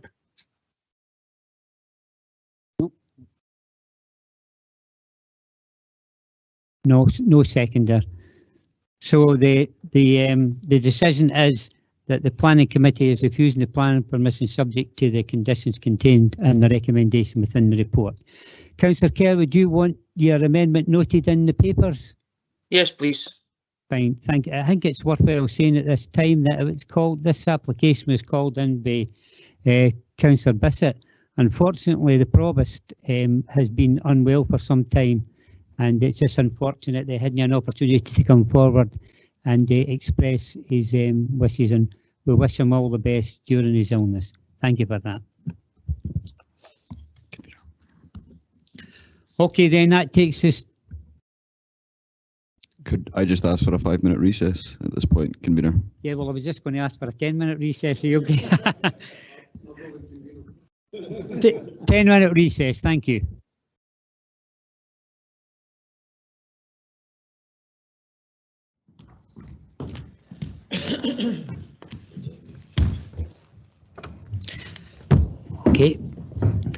Okay, we're going to reconvene just to ensure the technology is working. Councillor Murtagh, Councillor Colley, Councillor Kerr, can you hear us okay? Councillor Kerr there? Aye, fine, thank you. Yeah. Okay, thank you very much for that. That takes us to item 9 on your agenda this morning.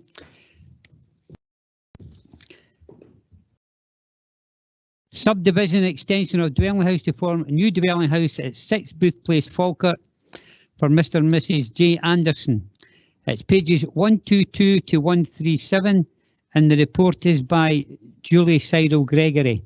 There's also an application has been made by Graham Sinclair, an objector to be received as a deputation and heard in respect of business. And according with standing orders 33.5, the committee shall decide whether to hear the deputation. So just to keep things moving, everybody quite happy to hear Mr. Sinclair at the time after the report has been made? Agreed? Okay, thank you. Okay then, Julie, you want to go ahead with the summarisation? Thank you. Thank you, convener. Ian, whilst I'm speaking, could you perhaps show the application plans and the site photographs for this proposal, please? This application property is a large detached dwelling house near Falkirk Town Centre. This development comprises the subdivision of the existing side 1.5-storey extension from the main house to form a new house. A rear extension and small front porch are proposed to complement the new house. This application was called in by Councillor Patrick in relation to development plan policy compliance. The application was also called in by Councillor Binney in relation to the character of the area, privacy, trees, and to allow a site visit to be undertaken. The planning history is summarised in section 3 of the report. Members will note that planning application P19 0071 full for the part demolition of the dwelling house and the erection of a new dwelling house at the site. It should be noted that this is a different proposal to that which was formally proposed, which seeks to work with the existing building with minimal addition and intervention as opposed to an entirely new build. The drawing that you can see at the moment shows the building as existing, and in a second Ian will show you the proposed plans. Consultation was undertaken with the Roads Development Unit, Environmental Protection Unit, Historic Environment Scotland and the Coal Authority. No objections or issues which would be a barrier to development are arising. Public representation to the application is summarised in section 6 of the report. Members should note that there were 3 objections and 2 letters of support. The application is assessed as being in accordance with the Falkirk Local Development Plan 2 and the full policy assessment is detailed at section 7 of the report. It's considered that this current proposal addresses the reasons for refusal of the last planning permission, and the application is assessed as being in accordance with the development plan. The proposal would result in the development of an additional house in a sustainable town centre location, which would make a modest contribution to the council's effective 5-year supply of housing. It's recommended that the planning committee grant planning permission. And Ian, I don't know if you want to, or if you're able to quickly show some of the photographs before we go back to the committee.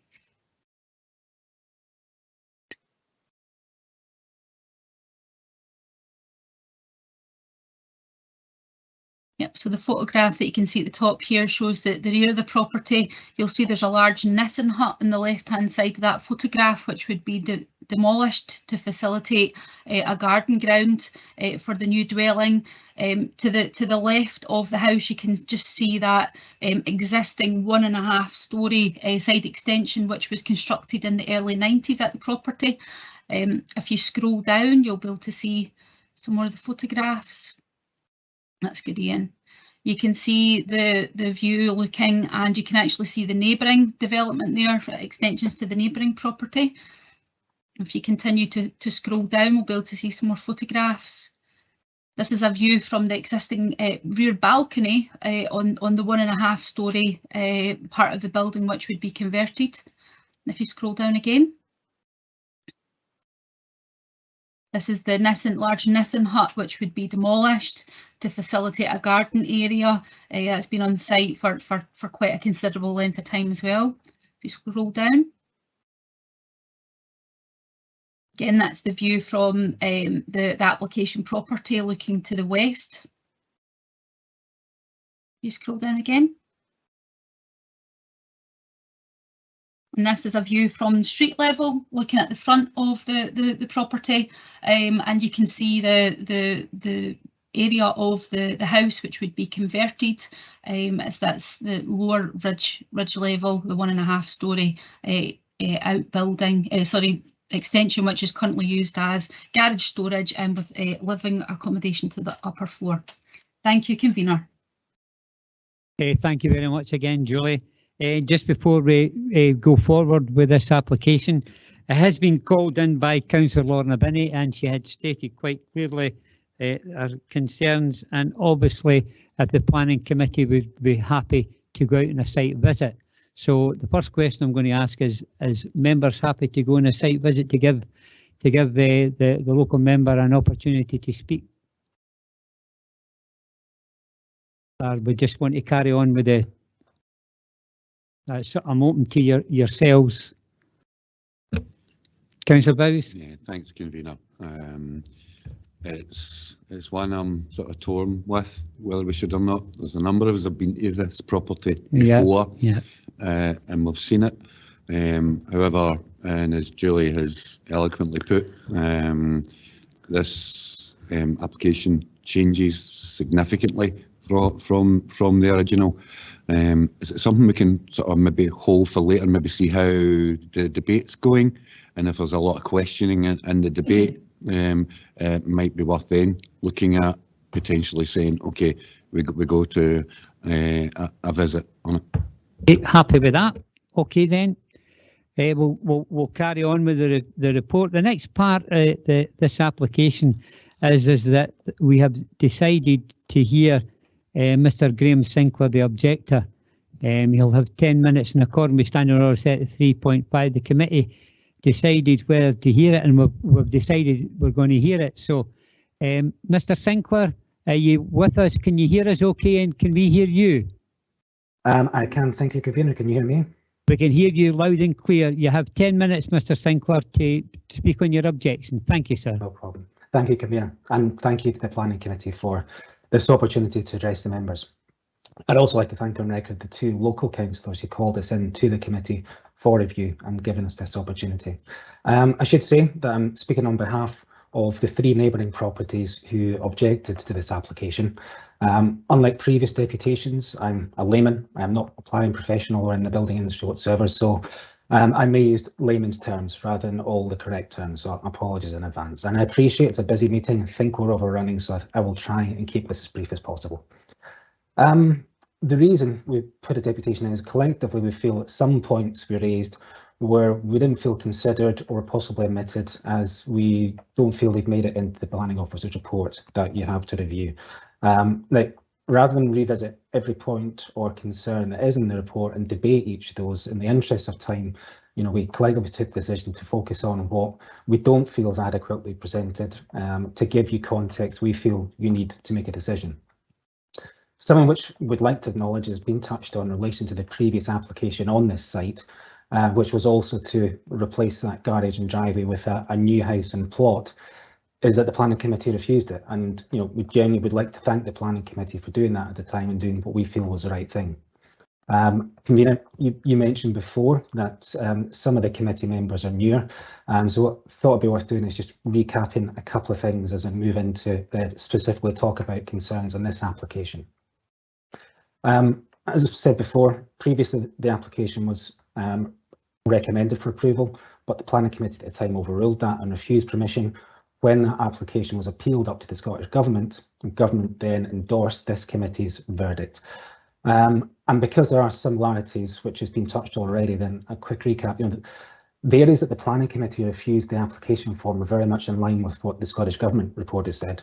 And an important phrase that was used by this planning committee at the time was that the design, materials and proportions would not respect the character and the settlement pattern of the area. And you'll see in your report that's been included and quoted in section 3.4.1. Again, layman's terms, essentially cosmetics, cramming and spacing. When it was appealed, the DPA, that department of the Scottish Government, investigated, held a site visit. Again, I was at that, and they wholly endorsed what this planning committee had done in its decision to refuse the application. So they in turn refused that appeal and essentially confirmed that you had upheld the aims and the guidelines of the local development plan in this residential area, which the council has designated to be of townscape value, and as such could become a conservation area. For those who were also involved, it was a long process, but it shows the planning process and how it should work. What the DPA reporter really called out was breaches in two areas, two of the policy areas in the local development plan, specifically in relation to areas of townscape value, and secondly, subdivision and infill of existing plots. Again, in layman's terms, I tend to think of these as the first one's a historically protected area, and the second one is how you should or could or shouldn't create a new plot. When those two policy areas are considered in the planning office report in section 7b.5, you know, it mentions the scale, the massing and the materials of this new proposed house. But we feel importantly, it doesn't discuss that historic pattern and density of development. I mean, for example, the word density, or you know, spacing, but the word density is specifically mentioned in both of those policy areas. And as I quoted earlier, this committee previously used that as part of the reason for refusing the prior application. Now, we absolutely do accept this is a new application. There's been some adaptations, an attempt to tone down the property in respect to the areas where it was non-compliant with planning policy. However, you know, we feel not everything can be amended. You know, we accept some areas have, as has been noted in the report, but some areas we feel not addressed are ones that carry forward from the Scottish Government report and from our new set of concerns. And to be honest, some of them possibly can't be fixed. You know, essentially they are plot width and house width. They're specifically called out by the Scottish Government report the last time and absolutely still apply. They haven't been addressed in the application. We feel it hasn't been incorporated in the report that you've been given, despite the fact that, you know, the objectors called these out when we went through the consultation phase. And the government expert put in writing that he felt they broke the local development plan. As I say, plot width and house width. The first one, the plot width, which, you know, we feel is unsuitable and inappropriate given the surrounding environment. And this application has exactly the same plot width. That can't be changed. The driveway is the driveway. To my knowledge and the other objectors, there's no other driveway size plots in the vicinity, possibly for a good reason. The second area, which again the independent expert picked up on, was that he felt and stated the house width was too wide for the narrow plot. Ironically, this time, the proposed house is actually 3 foot wider, or a metre.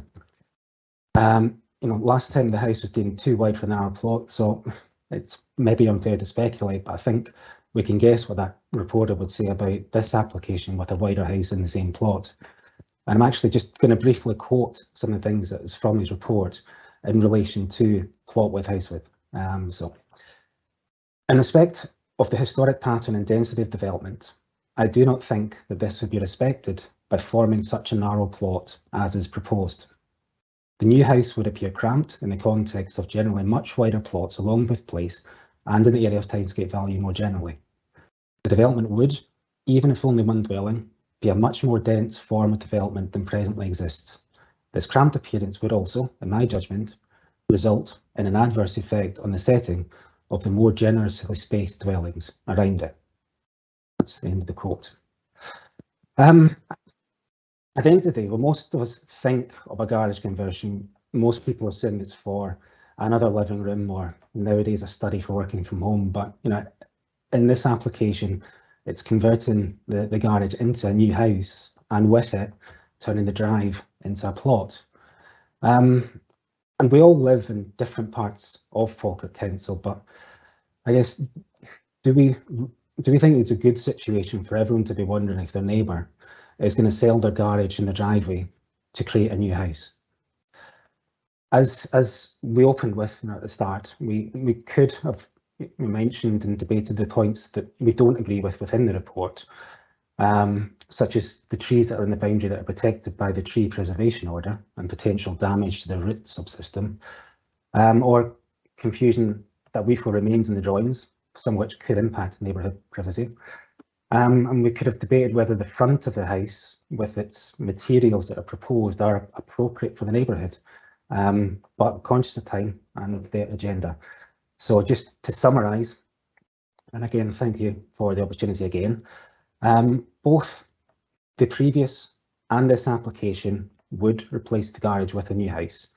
This application, we feel, like the previous one, should be refused planning permissions for other reasons, not just because of, but bearing in mind the two that we've just mentioned, the two significant policy breaches that remain given the nature of the plot, which is plot width and building width. Thank you for your time. Thank you very much, sir. It's now an opportunity for members of the committee to ask questions of yourself or our officer. Open it up. Councillor Kerr.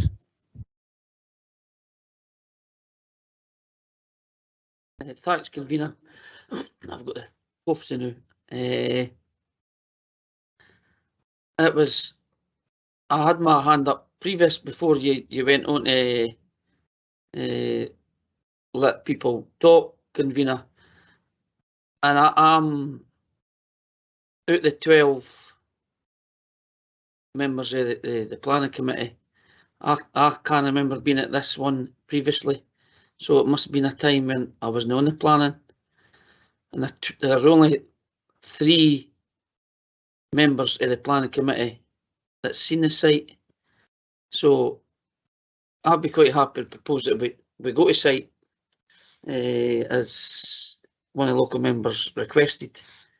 But I'll a moment to anybody else that wants to speak. Okay, anybody else want to come in? We've heard with Councillor Kerr. This is a complex. Councillor Colley, thank you. Right, thanks. I mean, I think I wouldn't have a particular issue with the site visit.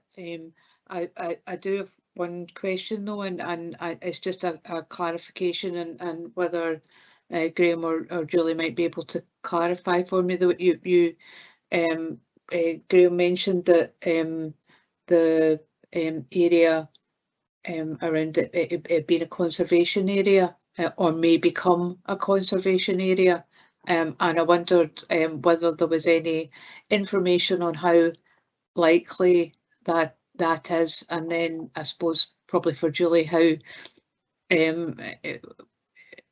if that is something imminent, is it something that would fundamentally change the recommendations of planning officers? Thank you, Councillor. The area at the moment is an area of townscape value, so it's not designated as a conservation area, and within our current local development plan too, it is designated as an area of townscape value. So that's the policy that should be considered in relation to not the conservation policy, but obviously these areas are given special status in terms of design. The objector, Mr Sinclair there, mentioned settlement pattern, density of development. These are all considerations, and these were taken into account when assessing this current proposal. There's been quite a bit of emphasis on the last refused application, but I'd just like to point out that that was quite a different development. It was for partial demolition of this house and quite a substantial new build development within that space that's currently occupied by the garage. This application is for quite modest extension to that garage to subdivide and create an additional dwelling house. So hopefully that gives you clarity on the policy P809. I don't have any information on how imminent consideration of that area will be in terms of extending the conservation area, but really it is a current and up-to-date local plan, and that's how we should be assessing it. Okay. Well, I'm in view of the circumstances, I'm quite happy to second Councillor Kerr for a site visit. I think it's an important one, this, because it is quite complex, and as Councillor Kerr said, the people, the members that were there last time, there are very few left in the committee now. So that's the situation. Just to clarify, Councillor Kerr's moved sites. I've seconded. Any other questions? Yes, Councillor Porras. Could I ask one thing before regarding the Nissen hut? It's been said umpteen times that it will be demolished and removed to make way for a garden. Given my somewhat scattered knowledge of these sort of buildings, most of them have got a good degree of asbestos within them, given their age, etc. I just want to make sure that it's one of the conditions that a specialist contractor would be required to investigate and remove any asbestos, etc., in accordance with regulations. Julie? Yeah, that's a very good point that's made, and obviously safety is paramount when you're removing these buildings, particularly of the age of some of these Nissen huts. I'm not aware of whether there is asbestos in the building, but the building contractor, any building contractor that was demolishing and removing that should follow guidelines in terms of how that would be treated and indeed how it would be disposed of. This also moves over into building regulations as well, and perhaps Ian Dryden can comment on that. Yeah, thanks, Julie. And just for committee, just to clarify, Julie is correct. Obviously, the demolition of the Nissen hut in itself would not require planning permission, but clear demolition would be controlled under building standards. But what may be pertinent should obviously committee be of a mind, whether today or following a site visit, to support the officer recommendation. An informative could be added to any planning decision, just to advise the applicant rather than actually a condition, because it's really out with the realms of planning. But it is sensible what you suggested, so an informative could be put on should that be an option, and should committee come to a decision to support the officer recommendation at a future date. Thank you both. Thank you, Councillor. Could it bring in Mr Henderson at this time just to clarify the situation at the moment? Thank you, Convener. And what I have noted is we have a motion to go to a sites visit. And what I was just wanting to clarify is the nature of that site visit. Would it be intended to be purely an inspection of the physical characteristics of the site, or would it be intended to be an opportunity to have a hearing essentially on the site as well as a site visit? I think traditionally, more recently, there have been simply physical characteristic visits rather than combined hearings, but I would be in the hands of the committee and indeed the mover and seconder of the motion. Councillor Kerr. Characteristic of the surroundings. I think that's very important to understand. Thank you, Councillor Kerr. So it would purely be an opportunity for the committee to view the physical characteristics. Thank you. Okay, well, Councillor Murtagh.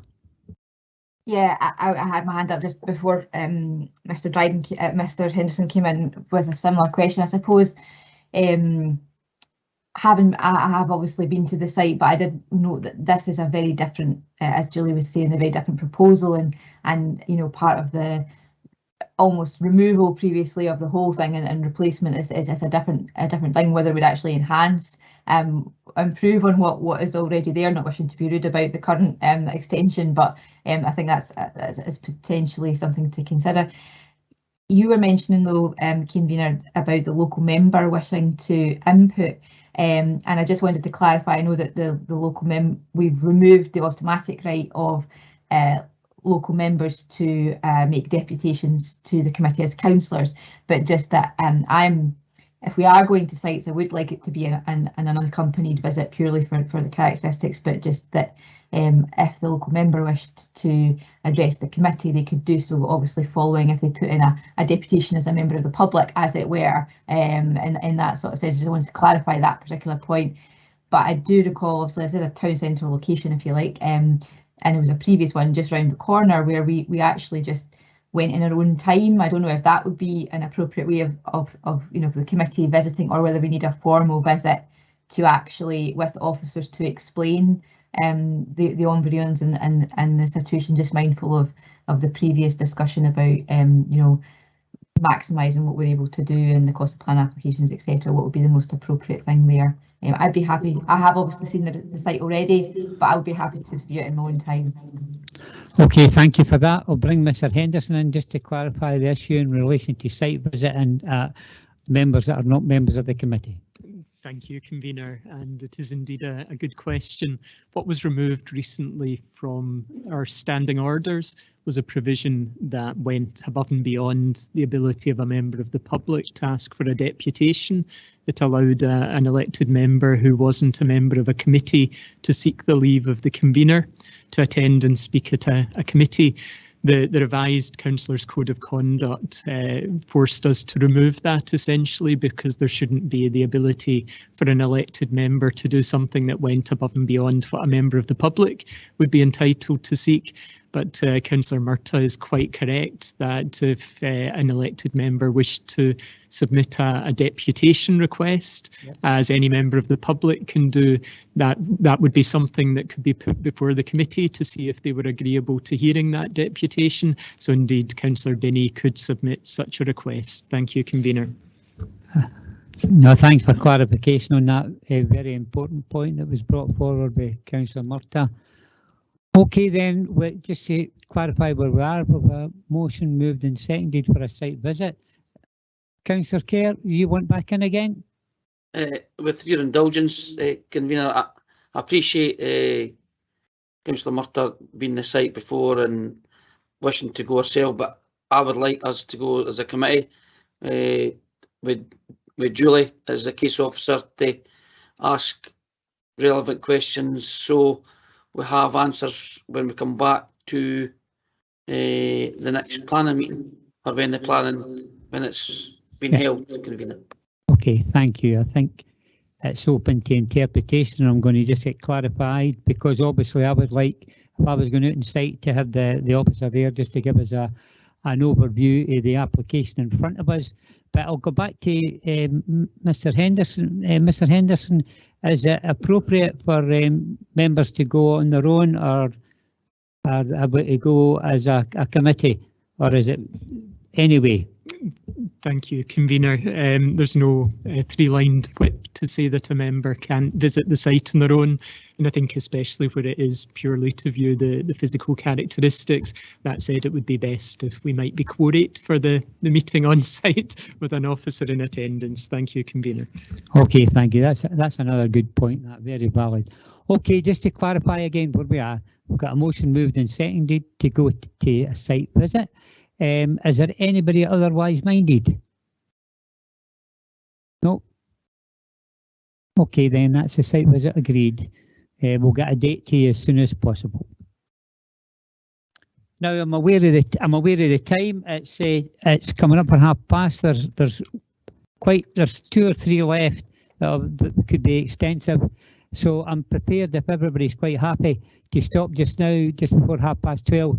For 30 minutes for a lunch break. Would that be okay with everybody?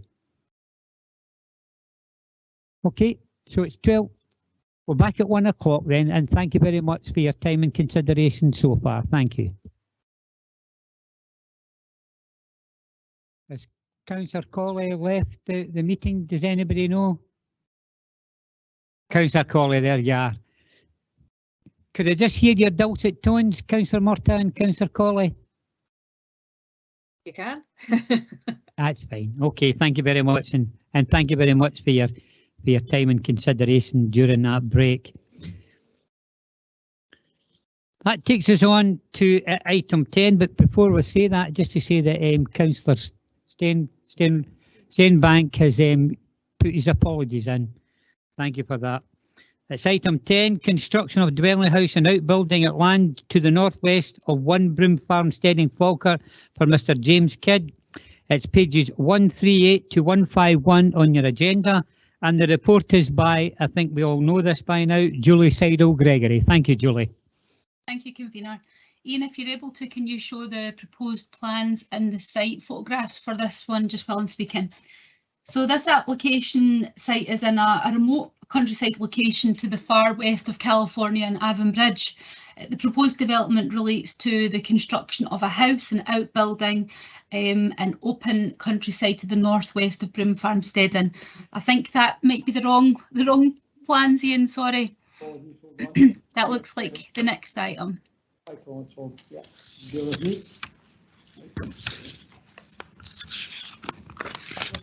looks like it now. Yep, that's much better. If you zoom in, the image that you're seeing here is the view from the road approaching Broom Farm, Steading. The site is in the foreground, and you can see the roof of buildings at Broom Farm, Steading.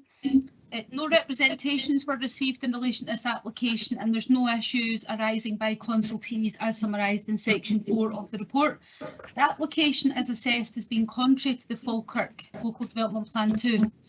This is because the proposed development does not meet any of the criteria where housing development in the countryside is supported. In addition, the proposal would be an incongruous and dominating addition to the plot, which would not respect the landscape setting or pattern of development in the surrounding rural area. There is also concerns that this development would lead to pressure to develop other areas of open countryside surrounding Broom Farm, Steading, leading to a suburbanisation of the countryside and a reliance on unsustainable travel. Ian, are we able to see the proposed elevations plans? There should be a composite drawing. Planning permission principle was approved for this site, application P20133 PPP, by the Planning Committee in June 2020. In this instance, the planning history for the site is a strong material planning consideration which supports this current application. In this instance, it's considered that the extant planning permission principle outweighs the development plan, and it's recommended that the Planning Committee grant planning permission. Thank you, convener. Thank you very much. Julie, we'll open it up to members. Councillor Kerr. Convener, thanks very much. I would just like to propose that we accept the officer's recommendation. I'll second that. Okay. Just to clarify, we have a motion moved and seconded to go with the recommendation contained within the report, which is to grant the application. Is there anybody got questions that are otherwise minded? We agreed? Agreed? Okay, thank you very much.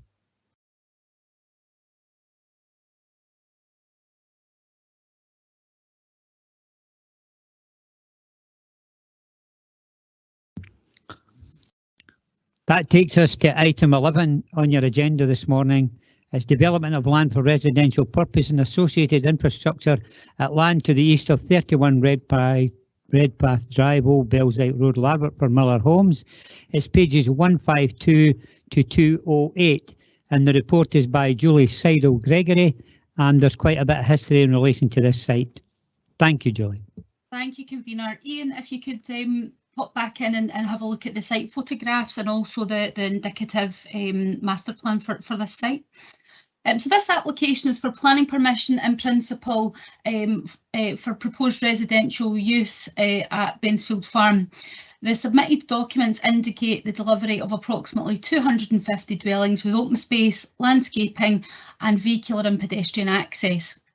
Members should note that this application is subject to an appeal to Scottish Government on the grounds that the application was not determined within the statutory timescales. This application is therefore considered a deemed refusal of planning permission. The purpose of presenting this application to Planning Committee today is to seek an agreement in relation to the planning authority's response to the appeal. The consultation responses are summarised in section 4 of the report. I would draw members' attention in particular to the consultation response from Children's Services at section 4.5 to 4.7 of your report, who comment on capacity issues at Larbert High School. 331 representations were received as summarised in section 6 of the report. This was made up of 307 objections, 2 neutral and 22 supporting letters. The application is assessed as being significantly contrary to development plan. A full assessment in relation to the policies are detailed in section 7A.1 to 7A.36 of the report. There are a number of material planning considerations assessed at section 7B.1 to 7B.64 of the report. This includes national planning policy, consultation responses, assessment of representations, sustainability of the site, housing land supply and the cumulative impact of development. The recommendations in relation to the Council's response to the appeal are at section 9 of the report. It's recommended that the Council indicate that it would have been minded to refuse planning permission in principle, and there are 5 reasons for refusal noted. In the event that the reporter appointed to the appeal is minded to grant planning permission in principle, the terms of a legal agreement and planning conditions are also shown. It's recommended that the Planning Committee agree to the recommendations as set out in section 9 of your report. Thank you, Convener. Thank you, Julie. I would just like to ask yourself a question, or maybe Mr. Dryden a question, in relation to an issue relating to not just this application, but other applications that have went to appeal because of the factors that we've lost quite a few of them. And the main reason for that was because the council had been stating in relation to their effective land supply, and when the responses come back with the details, these applications that have been granted, that's been one of the main reasons. So just on that question, on the non-effective land supply, could maybe somebody just sort of clarify, especially for new members, relate this? Thank you, Convener. We have Alistair Shaw and Catherine Devlin who might be able to speak at this point. Okay, that's fine. Alistair, you've heard the question. You know, obviously, especially for the new members, that having an effective land supply is a major issue for all local authorities. some of these applications that have went to the ministers and have been upheld is because of the factors that non-effective land supply has been a major issue. In terms of this one, because we're dealing with this application just now, we pretty sure in the fact that we can justify this situation with this application. Thank you, sir. Okay, so thanks very much, convener. I think the situation with housing land supply and effectiveness of housing land supply it's a complex issue. There are all sorts of different ways of calculating the effective land supply, and there's not total agreement on it across Scotland. But it is, as you say, a very important consideration, because if we can't demonstrate an effective 5-year land supply, then effectively the housing policies of the development plan are considered out of date, and basically the primacy of the development plan is reduced somewhat, and other factors such as that shortfall come into play. Our view is that we do have a shortfall. It's not a huge shortfall, but a shortfall nonetheless. And so some of these the weight attached to the development plan is reduced somewhat, and we have to consider give due weight to these other issues around sustainable development, which are set out in Scottish planning policy. So there is, I mean, I don't, if members want to explore the whole the issues around how effective land supply is calculated, I can bring in my colleague Catherine Devlin, but it is quite complex, and I think probably all the members need to understand is that we do accept that we have a degree of shortfall, not an enormous one, but that does bring with it certain implications in terms of it makes our development plan a little bit more difficult to defend. Considering the fact, and thank you very much for that, Alistair, considering the fact that this committee here today is going to take a decision, it's going to go back, are we confident, after what you've said, that they're not going to come back and just make a decision based on the land supply, whether it's ineffective or not? I think though, I mean, I think Julie's report sets out, the all the considerations that go along that come with the having a shortfall in the land supply. We have to look at all the criteria around sustainable development that are set out in Scottish planning policy, and I think Julie has gone through those in her report. So the reporter, in looking at this case, will go through all those. It will consider the extent of the shortfall, and how material that might be in an overall decision, but it also critically look at all those factors, sustainable development factors, and decide whether he considers and weigh those against the shortfall, in coming to a conclusion. Thank you. To be honest with you, I think it would be very worthwhile, because I spoke to Mr. Dryden this morning on another issue about getting a paper out, and that was to do with the Denny Eastern Access Road. And I think it would be possible, speaking to Ian, that we maybe even bring somebody forward to talk about this specific issue, because it is a major issue for the council, maybe even at one of the next committees, so that members are fully aware of what the issue about effective land supply is really about. Because it's going to be really interesting if members, and there's nobody decided anything yet, whether if members decide today to go with the recommendations, and then the appeal's upheld on the basis of the fact is that we haven't got an effective land supply. You know where I'm coming from, and the fact is that it's better that that all members have as much knowledge as possible going forward, especially members that have only been in for a few weeks, and it's a difficult situation. It's a difficult transit for the general public into a committee that's making such decisions. So thank you for that. Okay, I'm going to open it up to any members just now. Councillor Murtagh. Thanks, Pros. I was just actually on that point. Sorry, there's an echo again.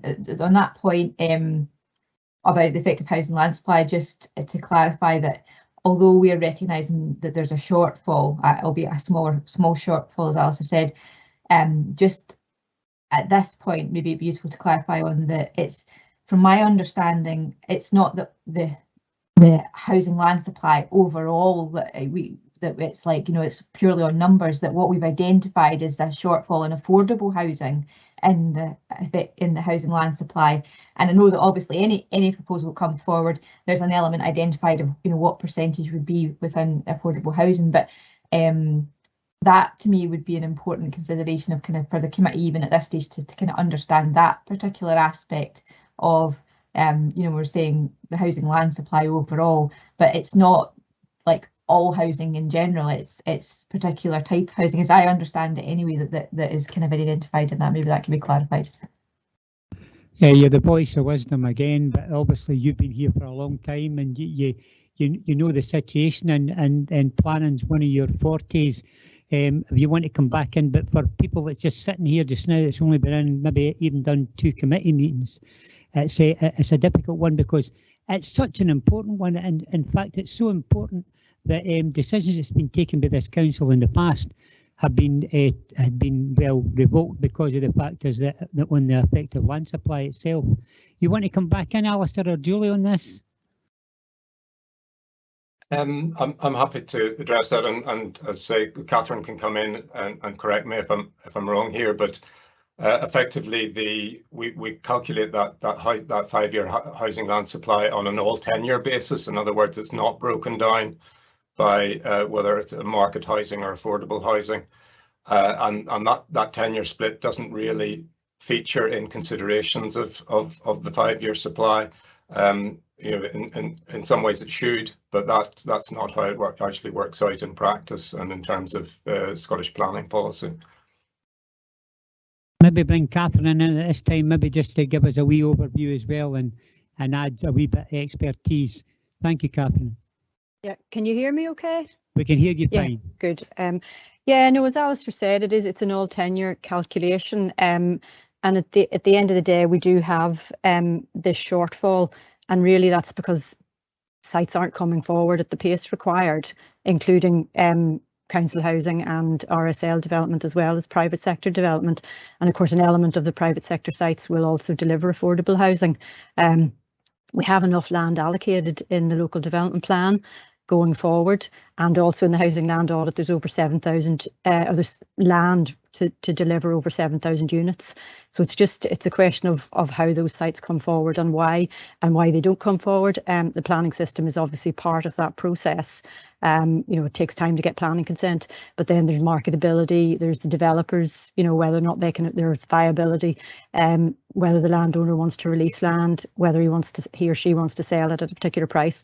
So it is, has been said, a very complicated picture. And at the end of the day, the housing land audit is really only an estimate or an indication of what land might come forward in the future. But it is the means by which we are supposed to consider the effectiveness of housing land supply, and that will change in the future, but that's currently what we're required to use.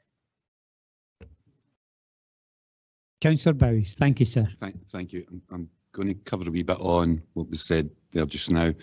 There is a problem, and we see it, especially in the HRA, where we get slippage occurring, and as covered there, there's a number of sites not coming forward.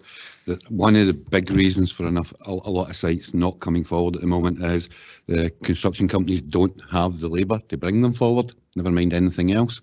What worries me is that because of slippage in the general construction industry, we could end up in this situation where you're getting a decision made on a planning thing saying we've got a housing shortage, but the shortage is actually not caused by, you're saying there's enough land, it's not caused by that. It's one of the main causes of it is because the construction companies can't get on. I don't see in the nicest way how businesses can then can benefit from building green sites when the problem is partially, if not quite a big part of it, being caused by actual construction companies not being able to build because they don't have the construction operatives, they don't have the materials, Sorry, and that's more that's only the start of where I want to go. If you don't mind, I'll go into sort of my full coverage on it. So and that I think there's a justification for us with what's happened with the pandemic, what's happened with the backlog thereafter.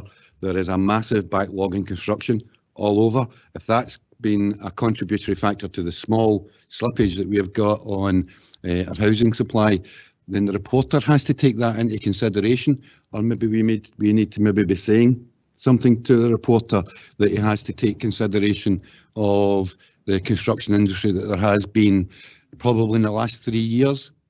Because you try and get a builder just now to do anything, they're telling you 6 months and more away, and that's not made up, it's not fabricated. I think it's a realistic view of where it is, and that probably does not assist us with the housing land supply. Moving on, sorry, and hopefully you're getting a wee bit of latitude on this one. So as a local member, and I'm going to sort of cover a wee bit where we're going here, and hopefully there can be a reasonable argument made on the housing land supply on that side. So then you look at the actual application itself. Can I at the outset say this is not pointed at Miller Homes? I found Miller Homes to be one of the better developers coming and doing PDHs with this. They have been absolutely fantastic over the years. They put a lot of effort into it and try and convince people of their proposals. This one's different, and I'm not having. It's not different because obviously it's now with the reporter. Looking at the application itself, it's contrary to PO1 placemaking, P14 countryside, HCO5 housing in the countryside, IRO2 developer contributions, IRO3 education and new housing developments, IRO5 travel hierarchy and transport assessment, and supplementary guidance, SG13 developer contributions, and SG01 development in the countryside, not to mention the Falkirk Local Development Plan. I do read your reports, Julie. You'll be pleased to hear. In addition to that, there's a settlements strategy for Larbert and Stenhousemuir. Now, the development in the Larbert Stenhousemuir, I'm sure Billy in particular being probably the longest serving member of the committee, has been enormous in the last few years with the Inches, the Kinnaird developments. We've now got one going on in Stirling Road as well. So therefore, LDP2 says to consolidate the area to take consideration of the current infrastructure provision. What's happening here by going towards the green belt, that is actually taking away everything in that consolidation. It's expanding it, not consolidating it. I've got to say there's thoughts that have got to be brought into it, and although they're not enforceable, I think it's probably the right word at the moment, because you've got the National Planning Framework 4, or NPF 4, which is due to be approved over the next couple of months. They say autumn. I think autumn's actually officially today, is it not? I'm sure I heard this morning. Now, NPF 4 is an important document. One of the things that it covers, and I know it's a council priority, I've heard it from political parties in here as well, talking about the 20-minute neighbourhood. The way this site is constructed, and I don't know if there's an overall plan, Ian, that you can put up so that you can show where it literally juts out from Stenhousemuir. So the green belt is to act as a border on the east side of Stenhousemuir, and it was meant to encourage development, which we've now got in the Kinnaird area. You've got Hillikinnaird 1, you get Hillikinnaird 2, which is still coming, and there's also additional houses still to come for Hillikinnaird 2, as a minor point to it. But you see where the development is, you see the houses to the left. That is literally, everything to the left there is Stenhousemuir, everything to the right, and the vast majority of the south, and everything to the north is greenfields. This literally, you could almost call it as a carbuncle on the edge of Stenhousemuir. It's a blatant development. There is no hiding that it's in the green belt of this area. So, the local member, what were my considerations in this application? Yeah, I saw that there was, and I've read the papers. I didn't get involved in Facebook pages or things like that. I waited until our officers had produced a report. I've got to say, I know Councillor Murtagh has as well, but I think I'm over 200 emails I've responded to on this. Everyone starting off saying, I'm a member of the planning committee, I cannot comment, but telling people about what the procedures are going through. That's been copied into planning, and hopefully I'll get a nod on that, they were copied into everything we did on that side. So this site is Greenbelt land. It is also importantly as well, because there is justifications for building in Greenbelt land, and one of them is one that is not, is it's high quality agricultural land as well. So that's when you're talking about the last one we did, which was on a Greenbelt, but it's a small development. This has got a potential of going if it has got if the land was poor quality land. This isn't. This is the second highest level of agricultural land, and in this day and age, I think the more we can grow, the better for things. Speaking to local people, they tell me about, and again, I'll bow to your own experience in the local area, Billy. Oh, sorry, convener. There is about, between pits and quarries, there's about 7 around about the area.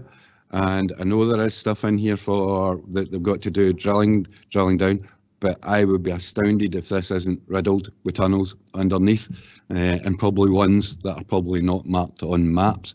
My understanding is the land may have actually been part of the Cairn Company at one point, but it's amazing the history you get to find out about the area when you're doing that.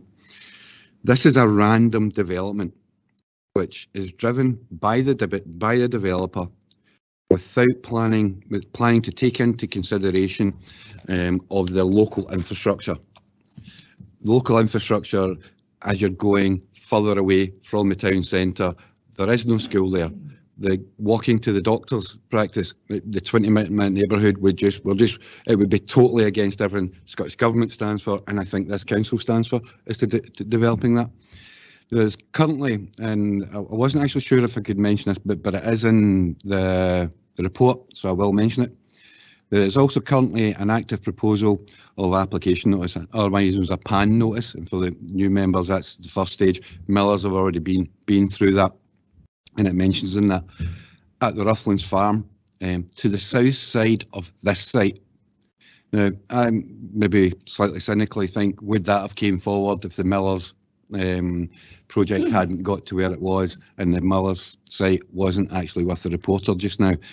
My worry is one gets approved, next gets approved, and then you could actually end up filling from the Moss Road round to Cairnshore, but it wouldn't be done in a master planned way, which would give us schools, which would look at doctors. The Kinnaird example itself, if you look at all the facilities in there, that wouldn't be here, because these would actually all be done as individual sites, and you wouldn't have the master planning of the area. The control of it would become very difficult, and our planning officers were working each one individually. So I'm not making comment in the second one. I'm actually more concerned about the entire site, for the Moss Road down to the top end of Cairnshore. The approval of this could give the green light to numerous applications coming in to develop this area. I'm going to go into Larbert High in a little while. Sorry, I did ask for a wee bit of latitude on it. I do know Stenhousemuir and Cairnshore are fantastic places to live, but there's a reason that we have a local development plan, and indiscriminate development into the Greenbelt land for commercial reasons does not come high on my priorities list of things that I would be happy with. I will go on, convener, although I will try and keep it a wee bit shorter as we go through the item. I could go on through every item that I mentioned at the start, and that are contrary to the policies. I named earlier with you, so I ask your indulgence, convener, that I'd just like to move on to education, and that's the last one, which will allow other people to speak about other things. Development for us is again is in the report, and as anybody that lives in the area knows, is in the catchment area of Larbert High School. Larbert High School is now Scotland's largest secondary school, but I have to pay tribute to the pupils and staff in what is a brilliant performing school, even though it's so big. My big problem with it is you can give me probably as much Section 75 money as you like. Anybody that knows that school well knows there's not a great deal of land for it to develop, and if you did develop it, where would you put the 2,000 plus? I mean, it's 2,000 at the moment. If you start developing that entire corner, you could end up with a school with 2,500 or more children at that school, or pupils at that school. Where are they actually going to go? Will they just come into the school and have to be kept in the school all day because we've had to develop into what is their playground or the rest areas? That worries me. And then it's one of the cases that Section 75 money, I don't know what good it's actually going to be to us for Larbert High in itself. Doesn't really cover the primary schools, but if you actually want to know in the primary schools in the area, yes, Cairnshore Primary School has got some capacity, and it could probably deal with a development.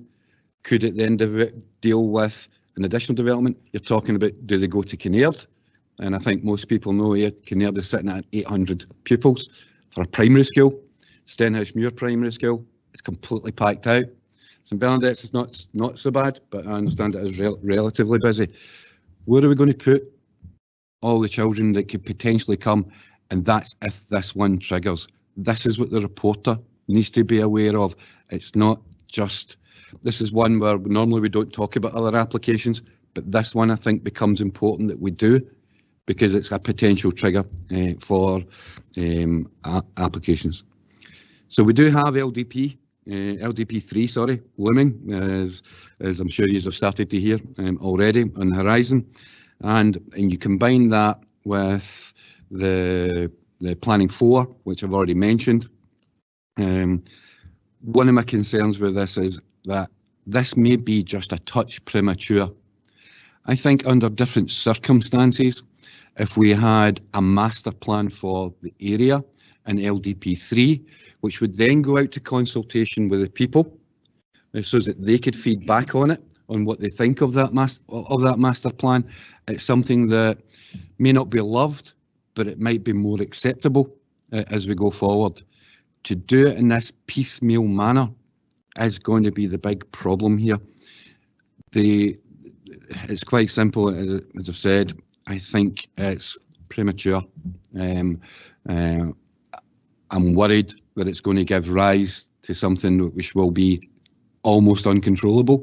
Whereas I think ultimately we've got to look after the infrastructure. Falkirk Council, at the end of the day, will end up paying for that infrastructure, and we've got to plan it and make sure it's in the right places at the right time.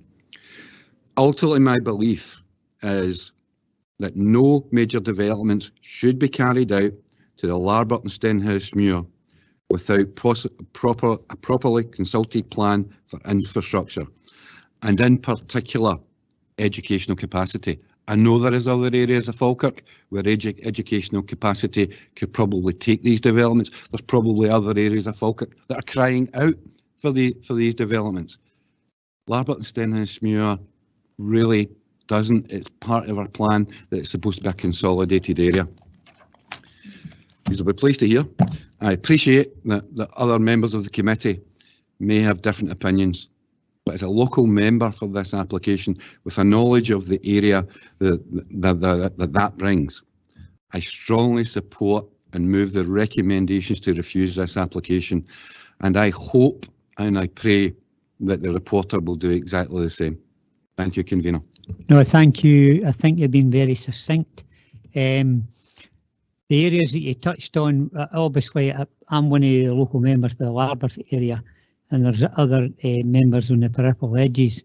The fact is you highlighted major issues. Doctor surgeries, we spoke about this for years. We spoke about the, as you say, education. And one of the areas that we have is that once a decision has been taken here today and it goes to the reporter, we did the same. You mentioned Stirling Road. We did the same. They did the same with Stirling Road, and it went there. And your submission there was absolutely very professional, Councillor Bowes, and I commend you for it. And I'm hoping that that people are going to be listening to that, because everything you said was factual.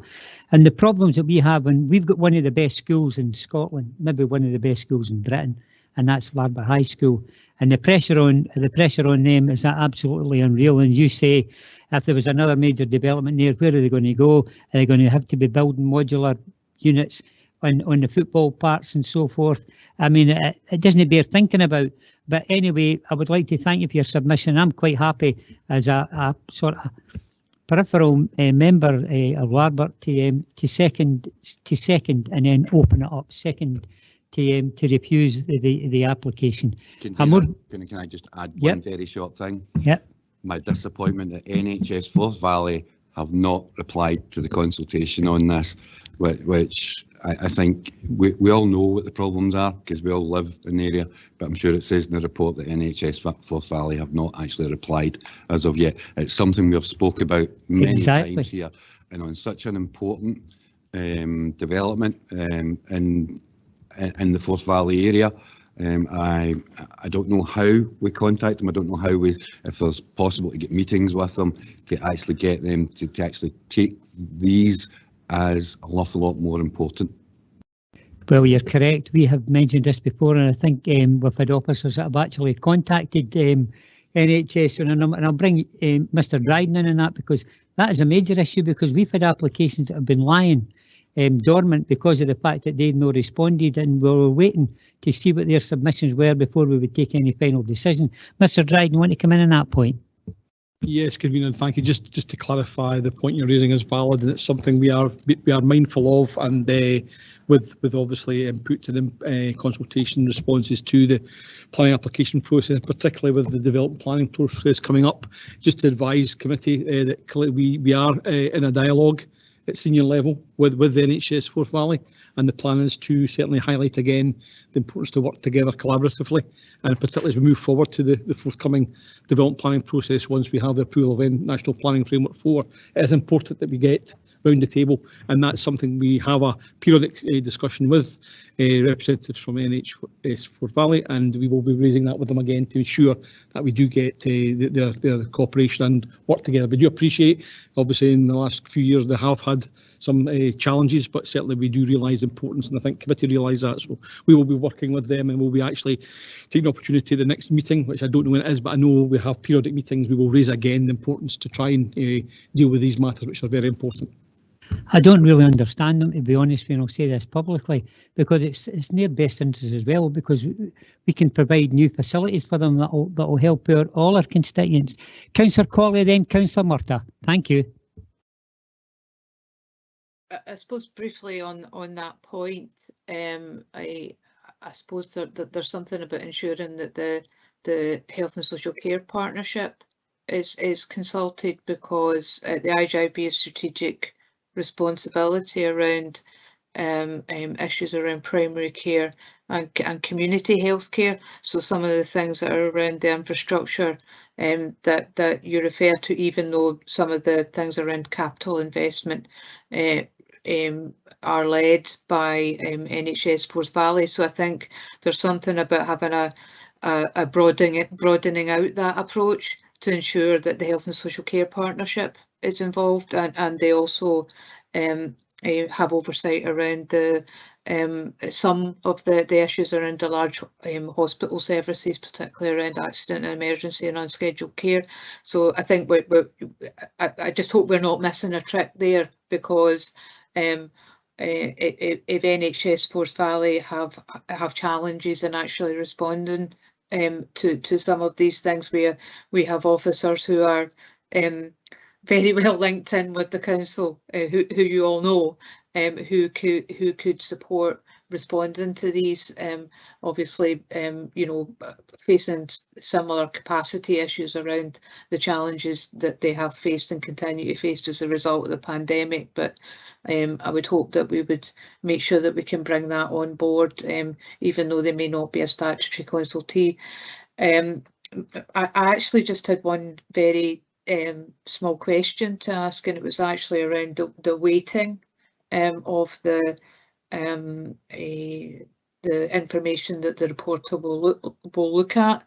And Councillor Bowes made the point very eloquently around the capacity at Larbert High School, because to me, even if you set everything else aside, it's a huge issue. There is insufficient capacity on the site. There's no, it says itself, no, your report itself says no mitigation has been identified, and short of building another school or moving children from to other schools in the area, and then having the having to bus them all round the district to actually have high school capacity, never mind the primary school capacity, but to have high school capacity. And I suppose my question was, I suppose the strength of weight around that infrastructure around capacity of schooling, how much how much would that be a deciding factor in relation to the reporter? I know that you can't speak for the reporter, but just in terms of your experience of previous decisions. Ian? Yeah, thank you. Councillor Colley makes a valid point, and I think it is relevant. That's a valid question to ask. I think, as you've heard from the deliberations this afternoon, particularly with the contributions from Julie and Alistair and Catherine, clearly the current local development plan, which is your FLDP2, which was only adopted is 2 years now. It's still relatively up to date, but I think the point is we will find out. I think the report that's before you clearly is the stance as officers that we think is valid and is a fairly strong message that we want to put across for the reporter to consider. So we think all the points that have been discussed, and particularly this afternoon here, are very, very relevant, and it will be for the reporter to take cognizance of that. I think what's particularly relevant is we understand is the context of National Planning Framework 4, which is around the corner. And I think what's particularly important to me, well, the recommendation you see before you and the reasons for that, and particularly highlighting particularly reason 3, and the latter part of reason 3 is reference to the settlement strategy for this area should be properly considered through the development plan review process. Apologies, we're just waiting on one of the members coming back. Just went out key for a minute. That's him back. Okay, Councillor Murtagh, it's your opportunity. Thank you. Thanks, convener. I got slightly thrown there by getting kicked out. It's nice of your warm words earlier to say planning was an expertise of mine, but I'm next to speak and suddenly the live feed gets cut. I'm not taking that personally. Wasn't intentional. Of course not. I don't want to repeat what Councillor Bowes has said as fellow local member, although I associate myself with those remarks and agree with them. Just to get my report back up. Councillor Bowes sometimes tells me, you'll be surprised to hear this, that I'm too nice when I kind of give criticism sometimes in a roundabout way. So maybe that's the nice bit out of the way. I actually am really quite disappointed in the way that this has been progressed. I mean, I wouldn't ever let it affect my judgment, but I think one of the things which is important about this application, and this application is obviously contrary to the development plan, significantly so. It's a major development. It required a pre-application notice, which was, because we were in COVID, couldn't be held in the way that it would have normally been done, potentially with a local exhibition or opportunity for members of the public to go and see or hear from proposals, and was, I think felt quite imperfect. From the point of view, it was an online kind of, go and look at the website and not really able to input in that same way, and maybe that couldn't be helped. But one thing that was possible was that we would have had a predetermination hearing, and that would have been really important for members of the committee to be able to hear the views of local people, which I think, because it is such a development, contrary development plan and a major application, it was particularly important. And we are sitting here now today to give our view to the reporter. To my mind, the timing would have been, although we would have had a predetermination hearing, it's not going to significantly increase the decision time for the applicant to get a decision, whether it be from the report or from us, in terms of you know, the overall decision about whether we were minded to grant or not. And I think because of that, it does feel disappointing that what has been cut out is the ability of this committee to really hear the variety of views from members of the public, which I know as local members, I'm sure all local members will have had, and I think that is disappointing. So I'm glad that they've been summarised well in the report, but I think that procedurally it's disappointing that Miller have gone to the reporter in that way and cut out that loop. So I just wanted to make that point. I think before even getting on to section 9 and what's contained in the recommendations, the most salient point there in 7C.7 or 8, I think, is just there are no mitigating factors that would justify putting in a recommendation to grant this. There's already been listed all the various planning policies that it goes against. I know that Larbert High has been spoken about, and just the general development strategy for the local area, which I think is very, very important, regardless of whether we have a affecting housing land supply shortage overall in Falkirk, be it small. The settlement plan for Larbert and Stennismuir and Carsclear and Trace in general just it's not supported in my view. This type of application would not be appropriate in this location. But I do want to say particularly focus on the development on the green belt and the plan in the country, application being in the countryside. This isn't a windfall site. This isn't a gap site. This is a major area of well used and well valued by the community green belt. It is productive farmland, but it is also well used from a walking point of view.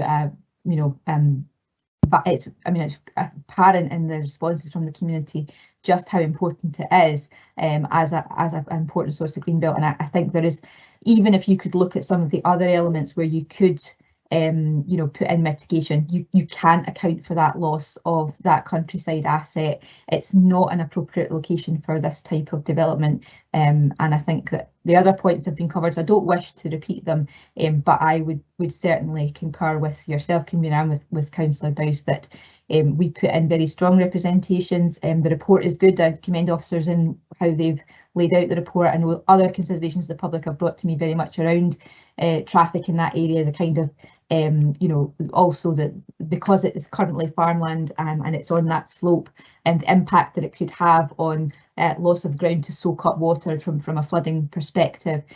We would have heard all of those in a PDH, and that's lost. So I think if we could emphasise also that members maybe don't feel that this was the best way to assess this application when we're putting that across to the reporters, and to therefore ask the reporter to give weight, and as they will do, but to the views that are being expressed in the report from local residents. And I'd be really grateful if we could find a way to emphasise that also. Thanks, convener. Okay, thank you for your input. Councillor Kerr. Thanks, convener. Can I just ask, whether it be Julie or Ian, how long has this application been in? Want me to step in there, Ian? Yes, Julie. Yeah. Because this is a major planning application, they had 4 months, a 4-month statutory determination period to deal with this application.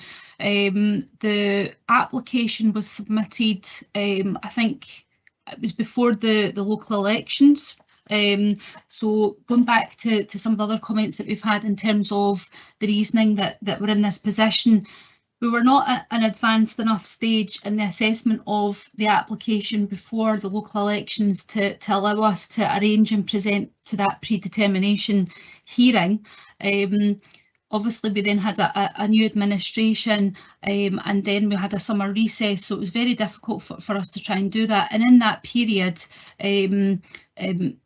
we weren't able to have that hearing, we weren't able to present to committee and make a decision on the application, and that's how the applicant was able to appeal against non-determination. As officers, we were aware of the timescales. We were concerned. It's always very difficult when it's in an election year and you have applications coming up, and we did offer an agreement with the developer, a processing agreement to set out and agree some of these timescales, and that was declined.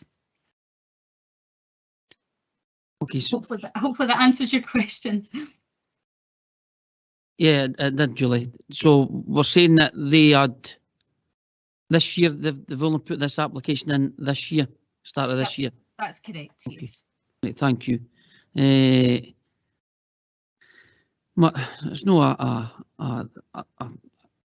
go at Councillor Murtagh, but I understand if I was a developer and I thought I was going to get a non-determination, that's the time I would be putting it in. It's maybe no right, but the developers didn't make the rules. We've got that in as a national thing. Just unfortunately, I would have liked the same as Laura and had the predetermined meeting as well, but we didn't. We make the rules, and they've used it to their advantage. I probably agree with everybody regarding refusal, but as a council, I feel we have a big part to play in that. And for shortened schools, we know we're a rising community, and these thousands of houses that we've built or have been allowed to build previously, we should have had it in the Section 75 that the contributions that we should have been asking for should have allowed us to build more schools. Because talking to the leader before the recess, there's probably 2 primary schools and a secondary school short in Falkirk. So part blame probably us, but it's something that we need to address going forward. Thanks, convener. Okay, thank you very much for your words and input. Have we any other?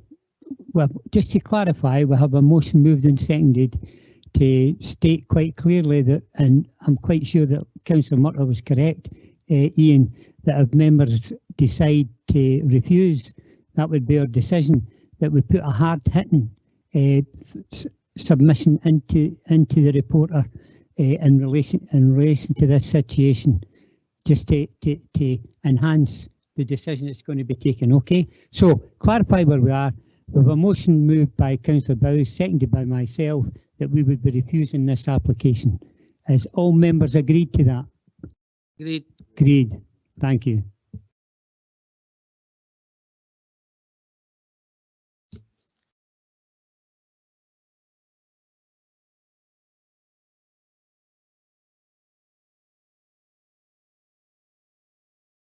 Okay, we carry on here with this large agenda today. It's item 12, change of use of vacant land to form private permanent gypsy traveller pitch, 1 static caravan and 1 tourer, formation of hard standing car parking, erection of shed retrospective at Wesley Mount Church, California, Falkirk, for Mr. Alistair Fowler. It's pages 209 to 222 on your agenda, and the report is by Julie Seidel-Gregory. Thank you, Julie. Thank you, convener. Ian, are you able to show some of maybe the site plan and the site photographs for this one, please, if you're able to? So this application relates to the retrospective use of land as a private gypsy traveller pitch with 2 caravans, 1 static and 1 tourer. The application also seeks to regularise engineering operations which were carried out to create a level pitch for the principal caravan and erection of a small shed adjacent to the principal caravan. This application seeks permanent planning permission to allow a safe and secure home for the applicant and his family. The site history is summarised in section 3 of this report. Members will note planning permission P160530 full, where Scottish ministers granted temporary planning permission for the applicant at this site on the 5th of March 2018. Members should also note planning application P180522 full, which relates to land to the north of this application site. That's now been formally withdrawn and is now no longer sitting as undetermined with the Council. The Roads Development Unit, Environmental Protection Unit and Scottish Water do not object to this application, and the responses are summarised in section 4 of the report. 4 objections were received to the application, as summarised in section 6 of the report. A number of matters were raised by objectors which are not considered to be material to the assessment of this application. This included legal issues in relation to right of access and land ownership. The planning system is essentially concerned with the use and development of land, and any legal disputes are a civil matter between affected parties and should not be fought or determined by the planning system. Notwithstanding this advised position in relation to legal matters, members should note section 7b.6 of the report, which discusses the court case mentioned by objectors and where it advised that the case is concluded. It's now understood that an appeal has been submitted in respect of the outcome of the court case. This application is assessed as being in accordance with the Falkirk Local Development Plan 2. The full policy assessment is at section 7a of the report. Specifically, the proposed development is supported by the relevant housing in the countryside policy, HC05, as a type of development which is supported within the countryside. The application is also supported by policy HC09, Gypsy Traveller Sites, which permits proposals for privately owned Gypsy Traveller sites where there is no adverse impact on the character, appearance and amenity of the area. There is reasonable access to community facilities and an appropriate level of residential amenity. Section 8 of the report concludes that granting planning permission would not adversely impact on any protected characteristic group as identified in the Equality Act. Members should, however, note that refusal of this application would result in an adverse impact with reference to human rights and equality. The application is assessed as being in accordance with the development plan, and there are no sound planning reasons to justify the refusal of planning permission in this instance. It is recommended that the Planning Committee grant planning permission. Thank you, Convener. Thank you, Julie. Just to let you know that this was called in by Councillor Claire Brown. The reasons was to allow the committee to view this application with regards to the entrance and access. Unfortunately, carry on. Councillor Kerr, do you want to come in? No, That's me finished. I don't know if you received the email or if Ian received an email. I received an email at 1:07 from Councillor Brown wishing that, as the local member, because she was unable to attend today, to have a site visit. On the previous application that Julie spoke about, I had asked for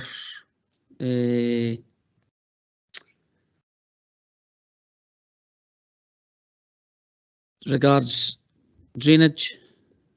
That was 3 years ago, and I've still not received any proof that there's drainage there. I asked about the septic tank, and I still no received any information. I've asked previously regarding ownership of the site, and it says in here that the applicant's solicitor says that they're in ownership. That I understand that it isn't a material consideration of who owns the land. I could put in for an application for exactly where we're sitting now, but actually taking it forward. But it is an offence to knowingly falsify a planning application under the Town and Country Act 1979. If you knowingly and falsely put a planning application in.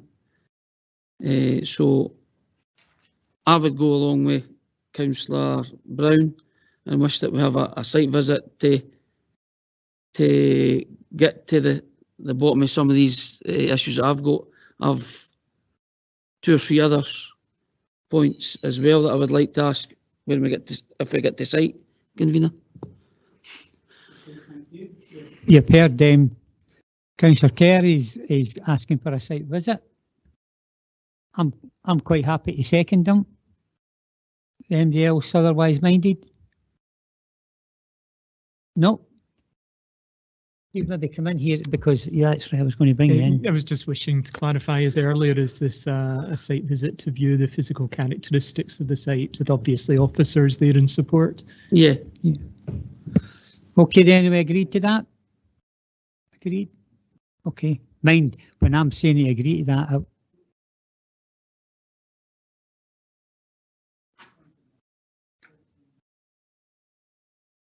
Sorry, can't hear you, convener.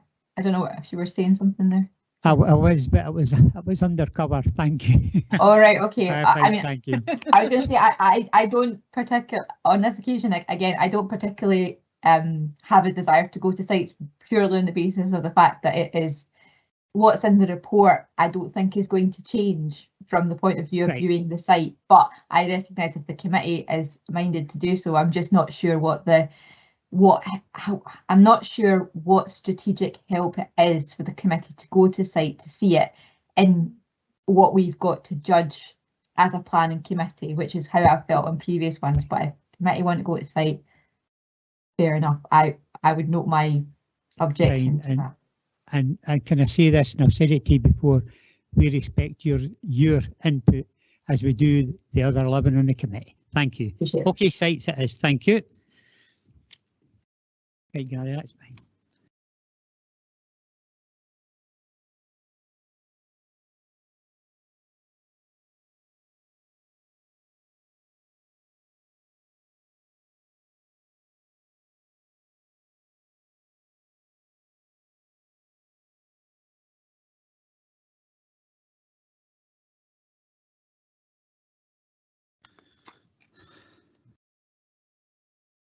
Okay, just to let you know that Councillor Bowswood who made a declaration of interest on this item 13 has now left the building.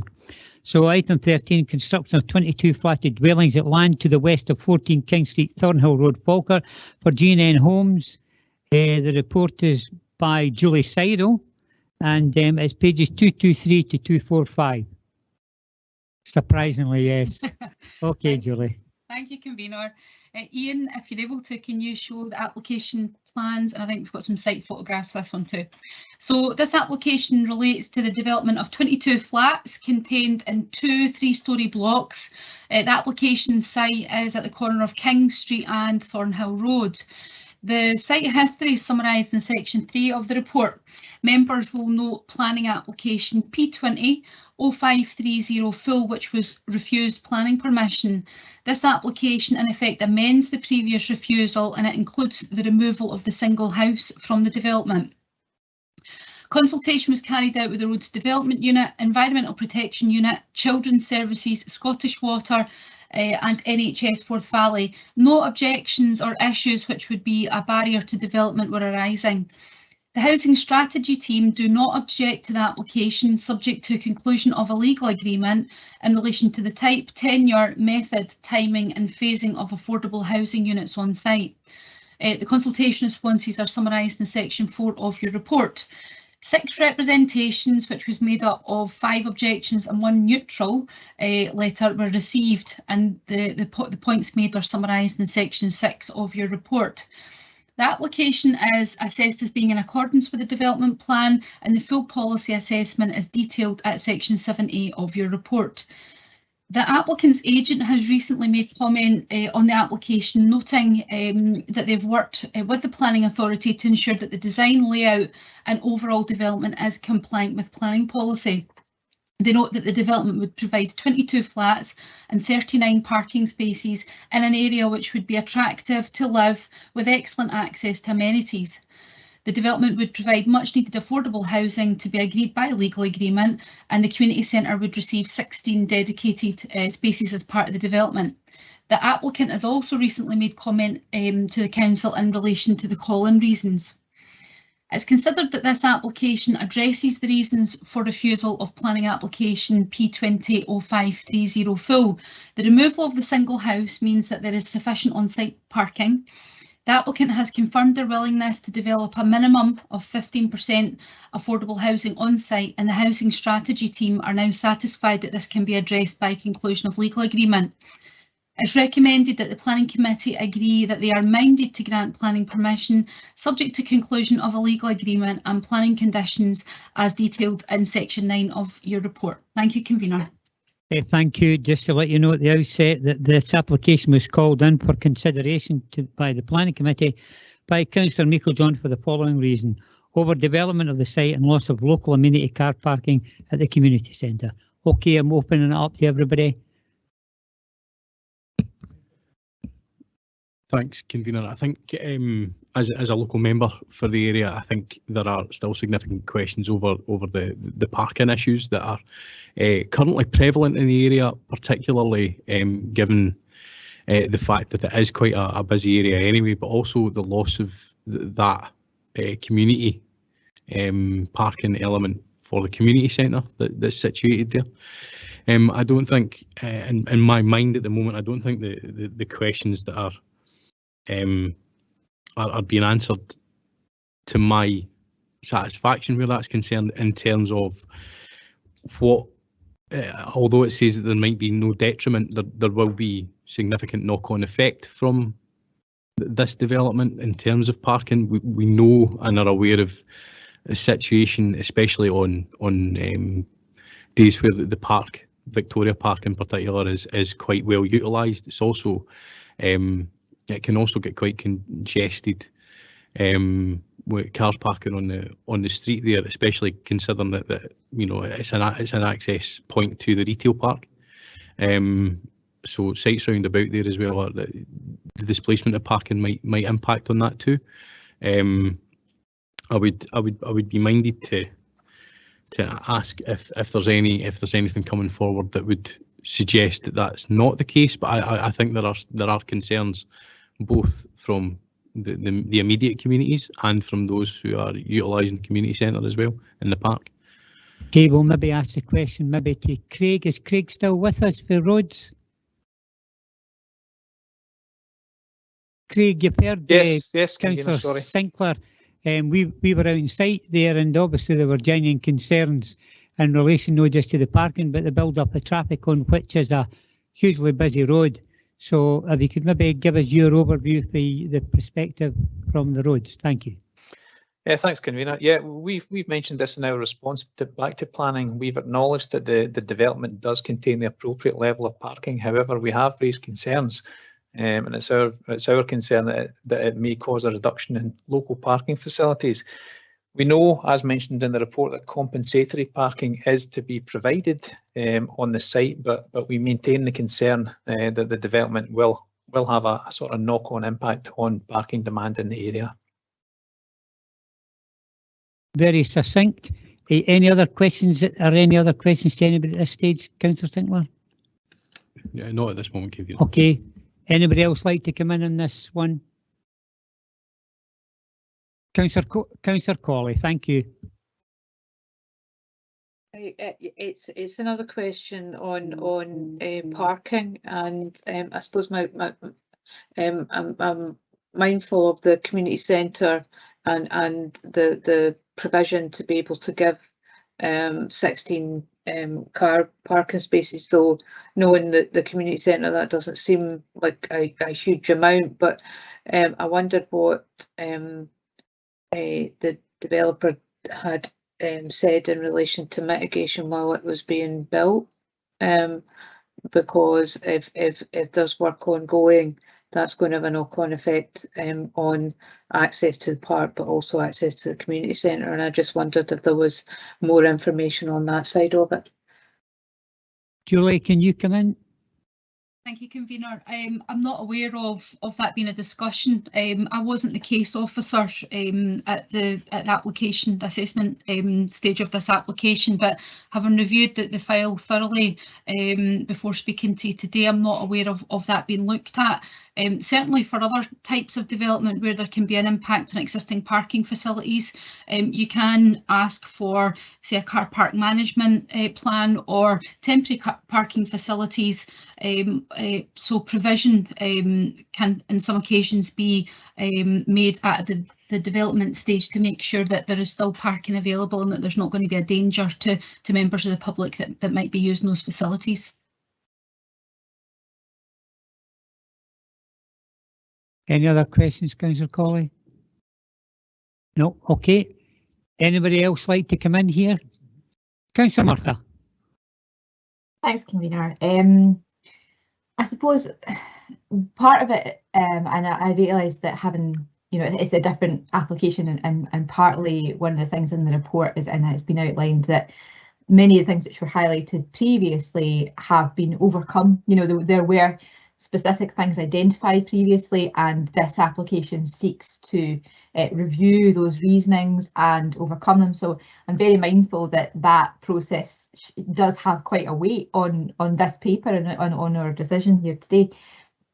And I think it's that thing that, like the question that's been asked about parking, and it's said in the report there's going to be the provision of 16 places. What was taken there from Craig was that didn't feel like, I don't know how many are technically there at the moment, but it still feels like there's going to be a deficit in what's currently there and available for community parking, in comparison, so it's not, so there's a concern in a well-used and utilised area where there's identified problems that could still continue to be a problem.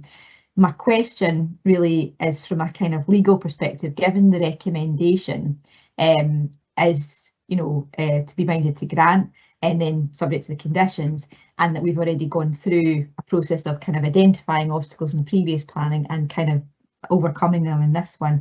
From a legal perspective, if we were to be minded to refuse, where the kind of legal justification on, like in the past, we've had, this many.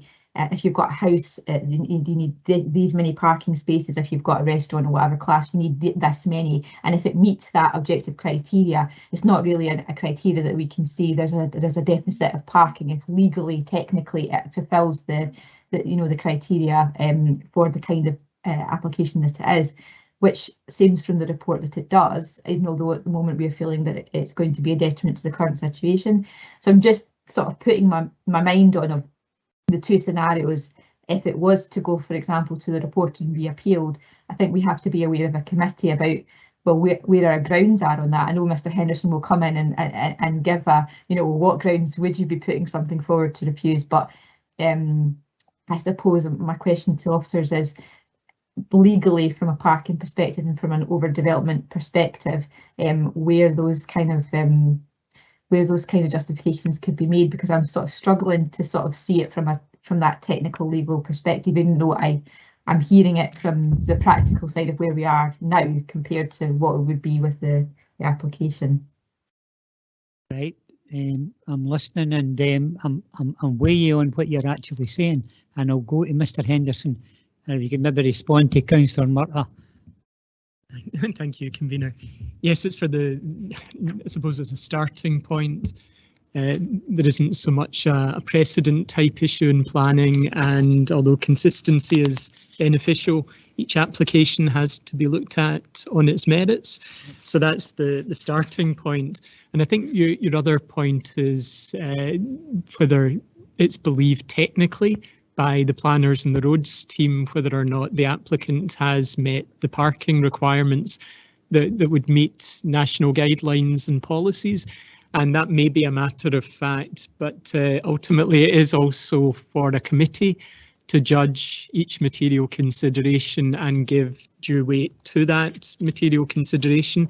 I think you're quite correct in pointing out that it may be that the matter would be appealed, and to that degree it might be uncertain what the outcome of that appeal may be. My other point to raise would be, and it may be worth the planning officers and the roads officers just running through the relevant policies. And I know we have the policies at page 235 onwards on our agenda papers, but as we've been having a discussion, I've just noted down a few policies. There's IR09 on parking. There's also PE01 in placemaking. I heard some phrases that may lead you down looking at that. And indeed, we should look at all relevant policies, and HCO2, which is windfall housing. So I don't know if it's worthwhile, maybe Julie, with Craig assisting, just running through these policies so that members are correctly looking at and interpreting the policies that may be relevant to this decision. Thank you, Convener.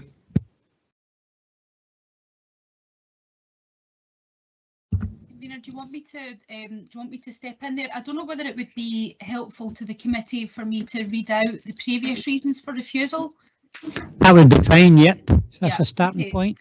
So planning application P200530 full was refused, and reason number one was the proposed development would not provide sufficient on-site parking to accord with Falkirk Council parking standards and would accordingly be likely to encourage on-street parking, which would not be in the best interests of road safety.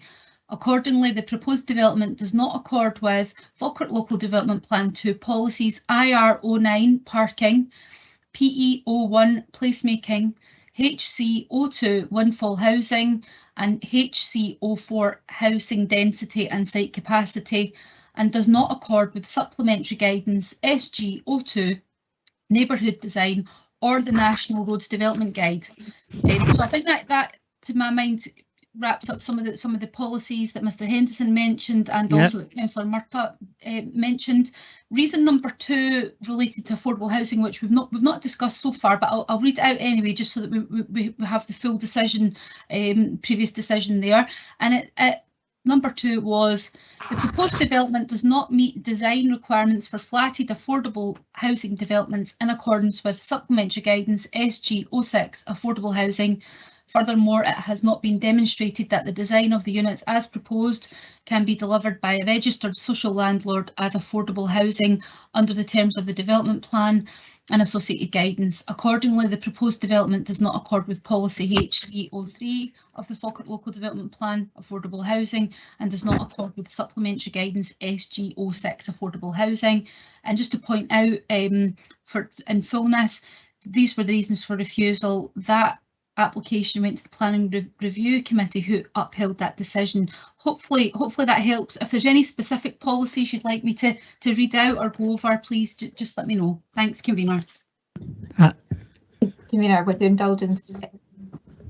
Yep, okay? Carry on. It's just, I suppose my point is that, and having known it has gone to the Planning Review Committee and that those were the reasons, is whether the planning officers seem to feel that that those reasons have been overcome, or those conditions, that the reasons for refusal, and I think that's the thing, is that for our committee to be very clear that the planning application was refused. There were reasons given for the refusal. If those have been overcome, then it's kind of, if they've not been overcome, because I'm not convinced on whether really the overall parking issue has been overcome, and we can determine that as a committee, but officers are telling us that they feel that those reasons for refusal have now been overcome by this new application.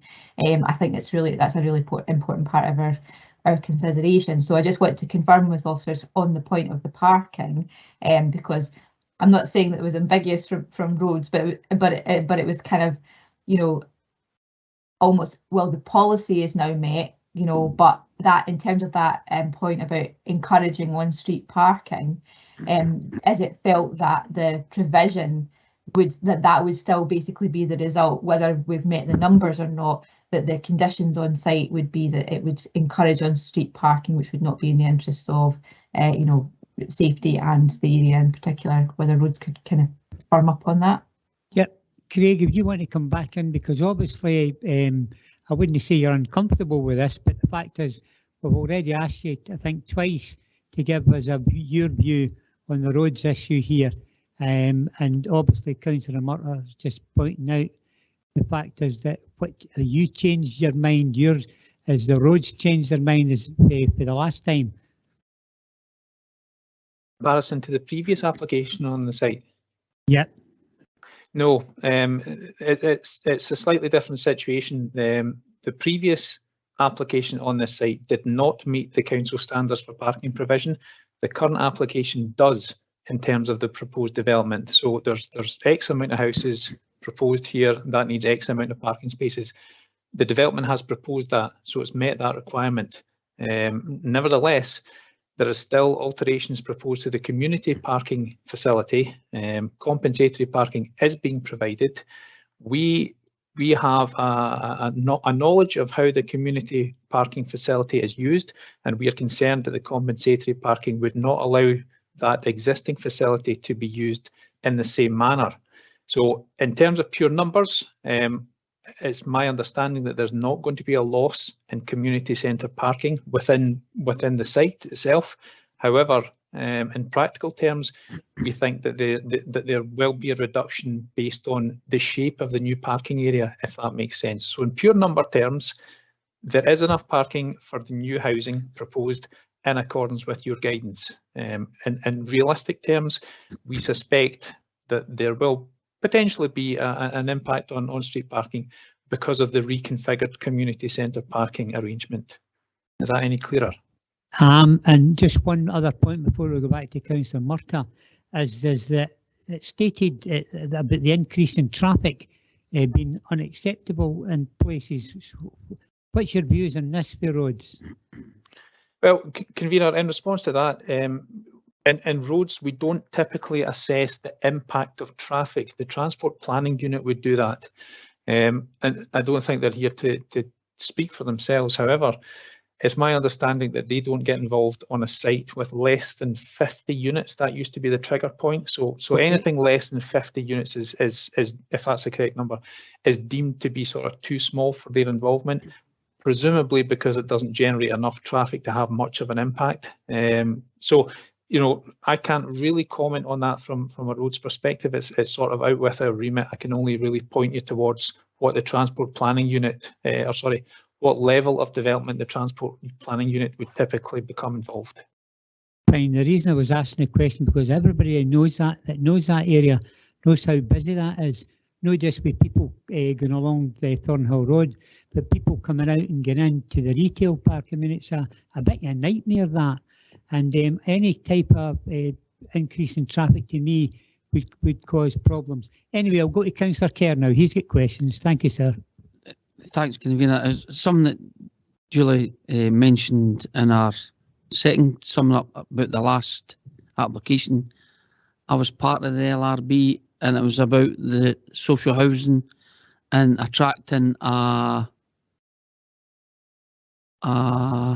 factor to come and develop this. Are they at that stage, Julie, or have they attracted anybody to come and do the social housing? That's a very important question given the previous reasons for refusal. The last application stage, I think there was quite a bit of confusion about exactly what was being proposed in terms of affordable housing. I know that the aspiration was for 100% social rented housing on site. And what was flagged up, particularly as part of the local review process that I was involved in, was that there was not an RSL involved, a registered social landlord. As far as I understand, I don't think that position has moved on. However, this current application, that they have not stated that this is going to be 100% affordable housing, although I do believe that that's still an aspiration. What they have committed to is to meet the policy requirements of 15% affordable housing to be provided on site, and our housing strategy team are happy with that approach given the situation that we are in at this stage with this application. We would look to conclude the type of accommodation and the method of delivering that as part of the legal agreement, which is not ideal but does sometimes happen, and we've done that for other applications. If the planning committee was minded to approve this, subject to a legal agreement being concluded on that and other matters, if we were not able to conclude that to our satisfaction, then we would seek to refuse that application or present back to planning committee. So hopefully that clarifies where we are with that. I'm not sure if we've got anybody from Housing Strategy in attendance. Hopefully that that lets you understand the difference between the two applications. Thanks, Julie.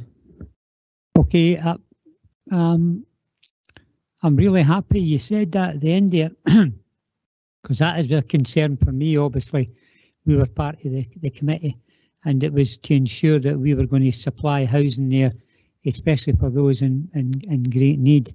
Okay, then, there's been quite a good debate on. I'm going back to anybody that wants to come forward with any motions. Who's that? Councillor Murtagh.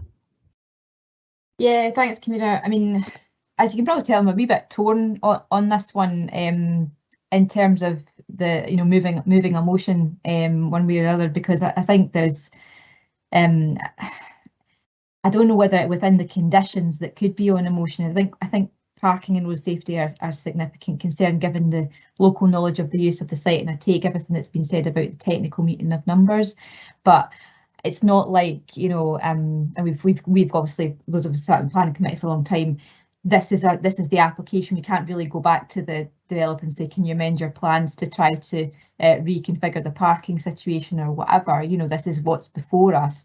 But I am concerned about the loss of community parking leading to a less than ideal situation that could lead to road safety concerns. But I don't know that would be, personally, I feel that I'm not sure that that's enough of a reason that we would be able to move refusal on it. And I do feel torn about that, because I think that if there's not a tangible reason that we can really justify on that sense, even if we can sort of say from local knowledge, we know that could be the case, that it would be likely to be overturned at appeal, and that does figure in, I think, has to figure in our considerations. So I don't know how the rest of the committee are feeling on that. That is still my, I see Councillor Collins coming back, and that is still my overriding concern. And I don't know, I haven't, other members haven't really, I don't know how they're feeling about that in terms of being able to move one way or another, to be perfectly honest. Yes, Councillor. Aye. Well, just looking at it, currently existing, we've got a dirt car park. It's a kind of larger area. We've got 22 dwellings, and I think there's 16 community parking spaces, and then we've got about 40 odds. We don't know if we know the exact number. Parking spaces for the 22 developments. Just with the type of houses there, like 2-bedroom flats, I don't think every one of them is going to be a 2-car household, if you know what I mean. From the other point of view as well, we've got a lack of social housing, and we really need this urgently. Like, we've got people emailing me every day about, I don't know, they're struggling, they're in a 3-bed house, they can't get up and down the stairs to the toilet every day. So I do think we really have a need to get social housing. And then parking spaces wise, if the officers are saying we've got enough space, well, it's meeting their criteria. We're losing a dirt car park, but we're getting quite an organised car park with 16 spaces. I looked on Google Maps, just to the south there is another dirt car park, so I don't know if maybe we could look at making that better or something going forward. Maybe we could get them to give us a reprise or whatever, maybe look into that. But I don't know, I'd be mind, I think maybe I'd look to grant this, just on the need of social housing and things. Okay, we have a formal motion moving to grant. Have we got a seconder? But I've got a seconder here. No. So we've got a motion moved. No, I'm not seconding. No, this young man beside right, me. sorry. Yeah, fine. I think Jack's right, Councillor Redmond's right, that we do need more affordable housing in the Falkirk area. We need it now. People are desperate. So I'm definitely seconding it. I've got sort of different aspects of this. I agree we desperately need more housing, but at the end of the day, these houses will not sell if they don't have a car parking space. If it was social housing, fine, we could put them in. But you know as well as I do, one of the first things that anybody looks at is there a car parking space? Is it secure? Is it good? Julie said that the previous application had been knocked back because of the safety aspect, because people would be parking on the street. And I can see that. The other thing that's going to come out of this, though, is during the build, not only is there going to be a huge area taken away for the actual site of the build, there's also constructors' traffic, and the cars will be parked on the side streets, and it's going to be a very, very dangerous wee area for however long this site is going to be in place. You know, the parking spaces roundabout are finite, and it's going to be a very, very difficult site to control. And for the local residents, I can see there being a good degree of danger, especially for young children with construction traffic, etc. You formally moving an amendment to looking at and I just want to have your say there. That's fine. Thank you very much for that. Okay, Julie, can I come back to you for a minute? You said in your summary in relation to the fact that they hadn't signed up with anybody, and that was one of the concerns the last time when we were on site, that they hadn't signed up with anybody.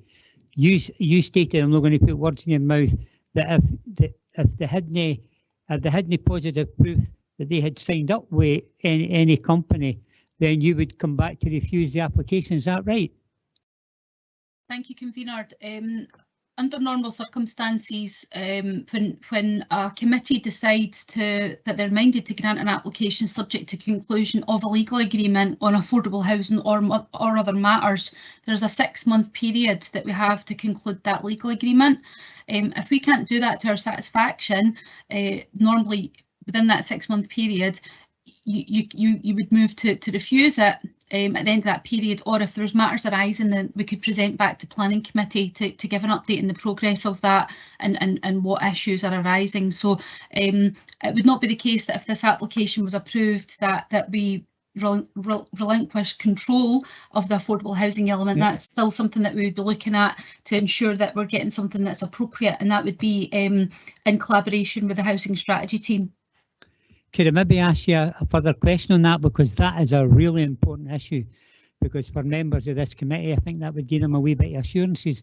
But considering the fact how long ago this application came before the council and they haven't signed up to anybody, what does that tell us?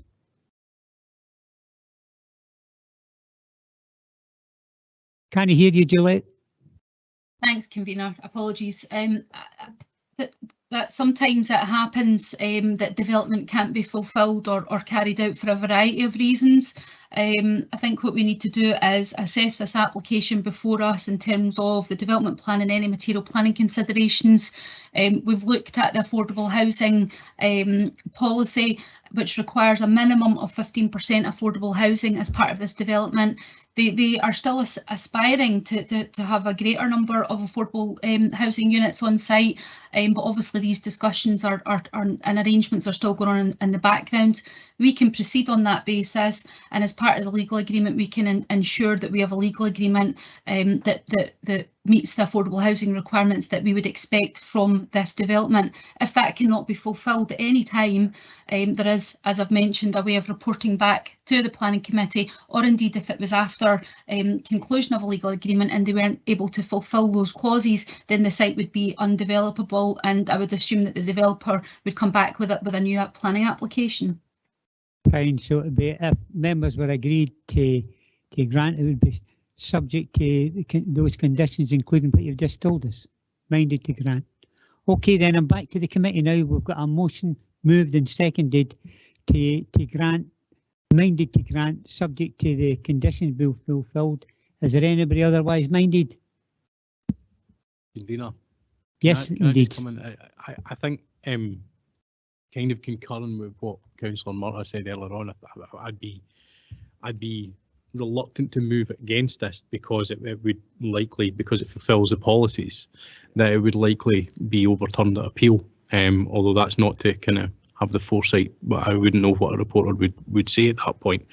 I think I would have to note my serious concerns, not so much about the parking facilities that are allocated to the properties themselves, but the loss or the detrimental impact that this is going to have to the community facility that's next door.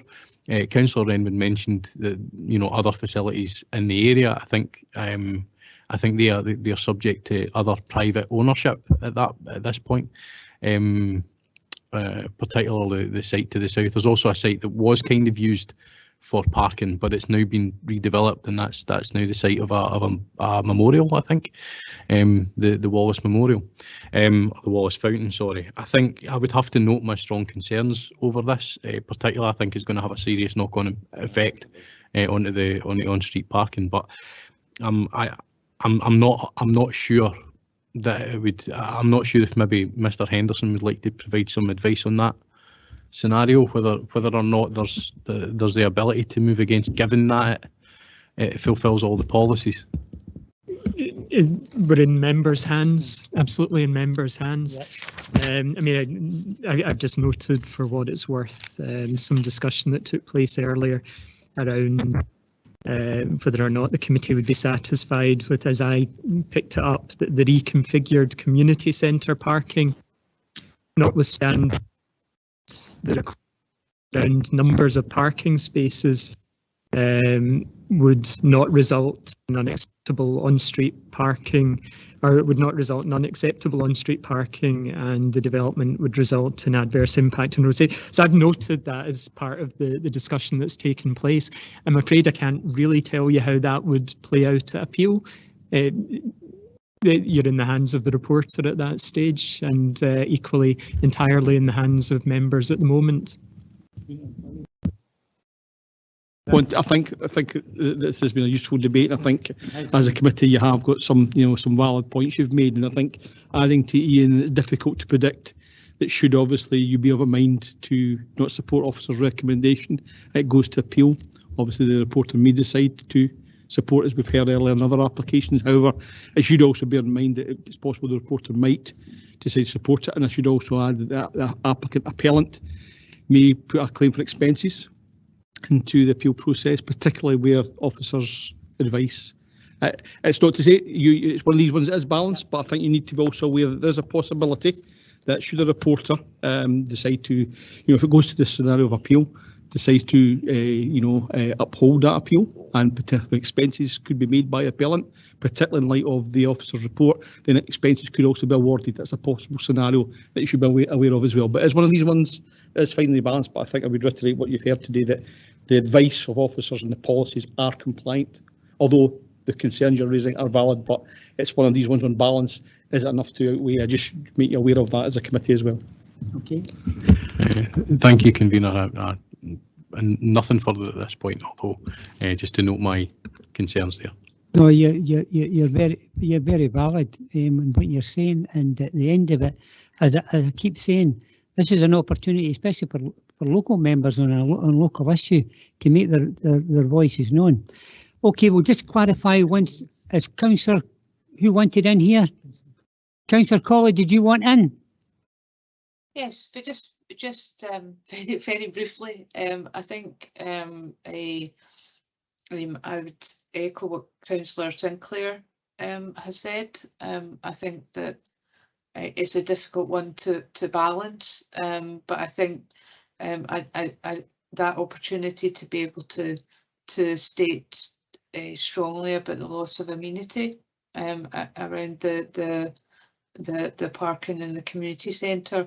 But I think on balance, I think I would probably be in agreement that it is. I can't necessarily see valid reasons for turning it down, and affordable housing is needed.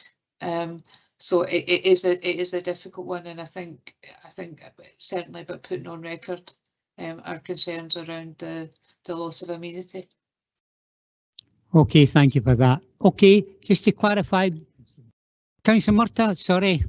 No, sorry, Convener. I think the only thing, and I think it's been useful, and thanks for your indulgence of allowing the debate for wider discussion on that, because I can see that many members have similar concerns. I suppose I would just ask officers whether, given I think we are in a position where we don't feel that perhaps we will be able to move a grant of refusal in that sense, is there anything within conditions that could pick up on the points that have been raised about the parking leading to a loss of amenity for community and potential knock-on on road safety that would allow, obviously we can't amend the application that's there, but is there anything that could be suggested, whether in the reconfiguration of the current parking proposal, or potentially things that roads could look at following, you know, a grant of an application to make an assessment in the surrounding area?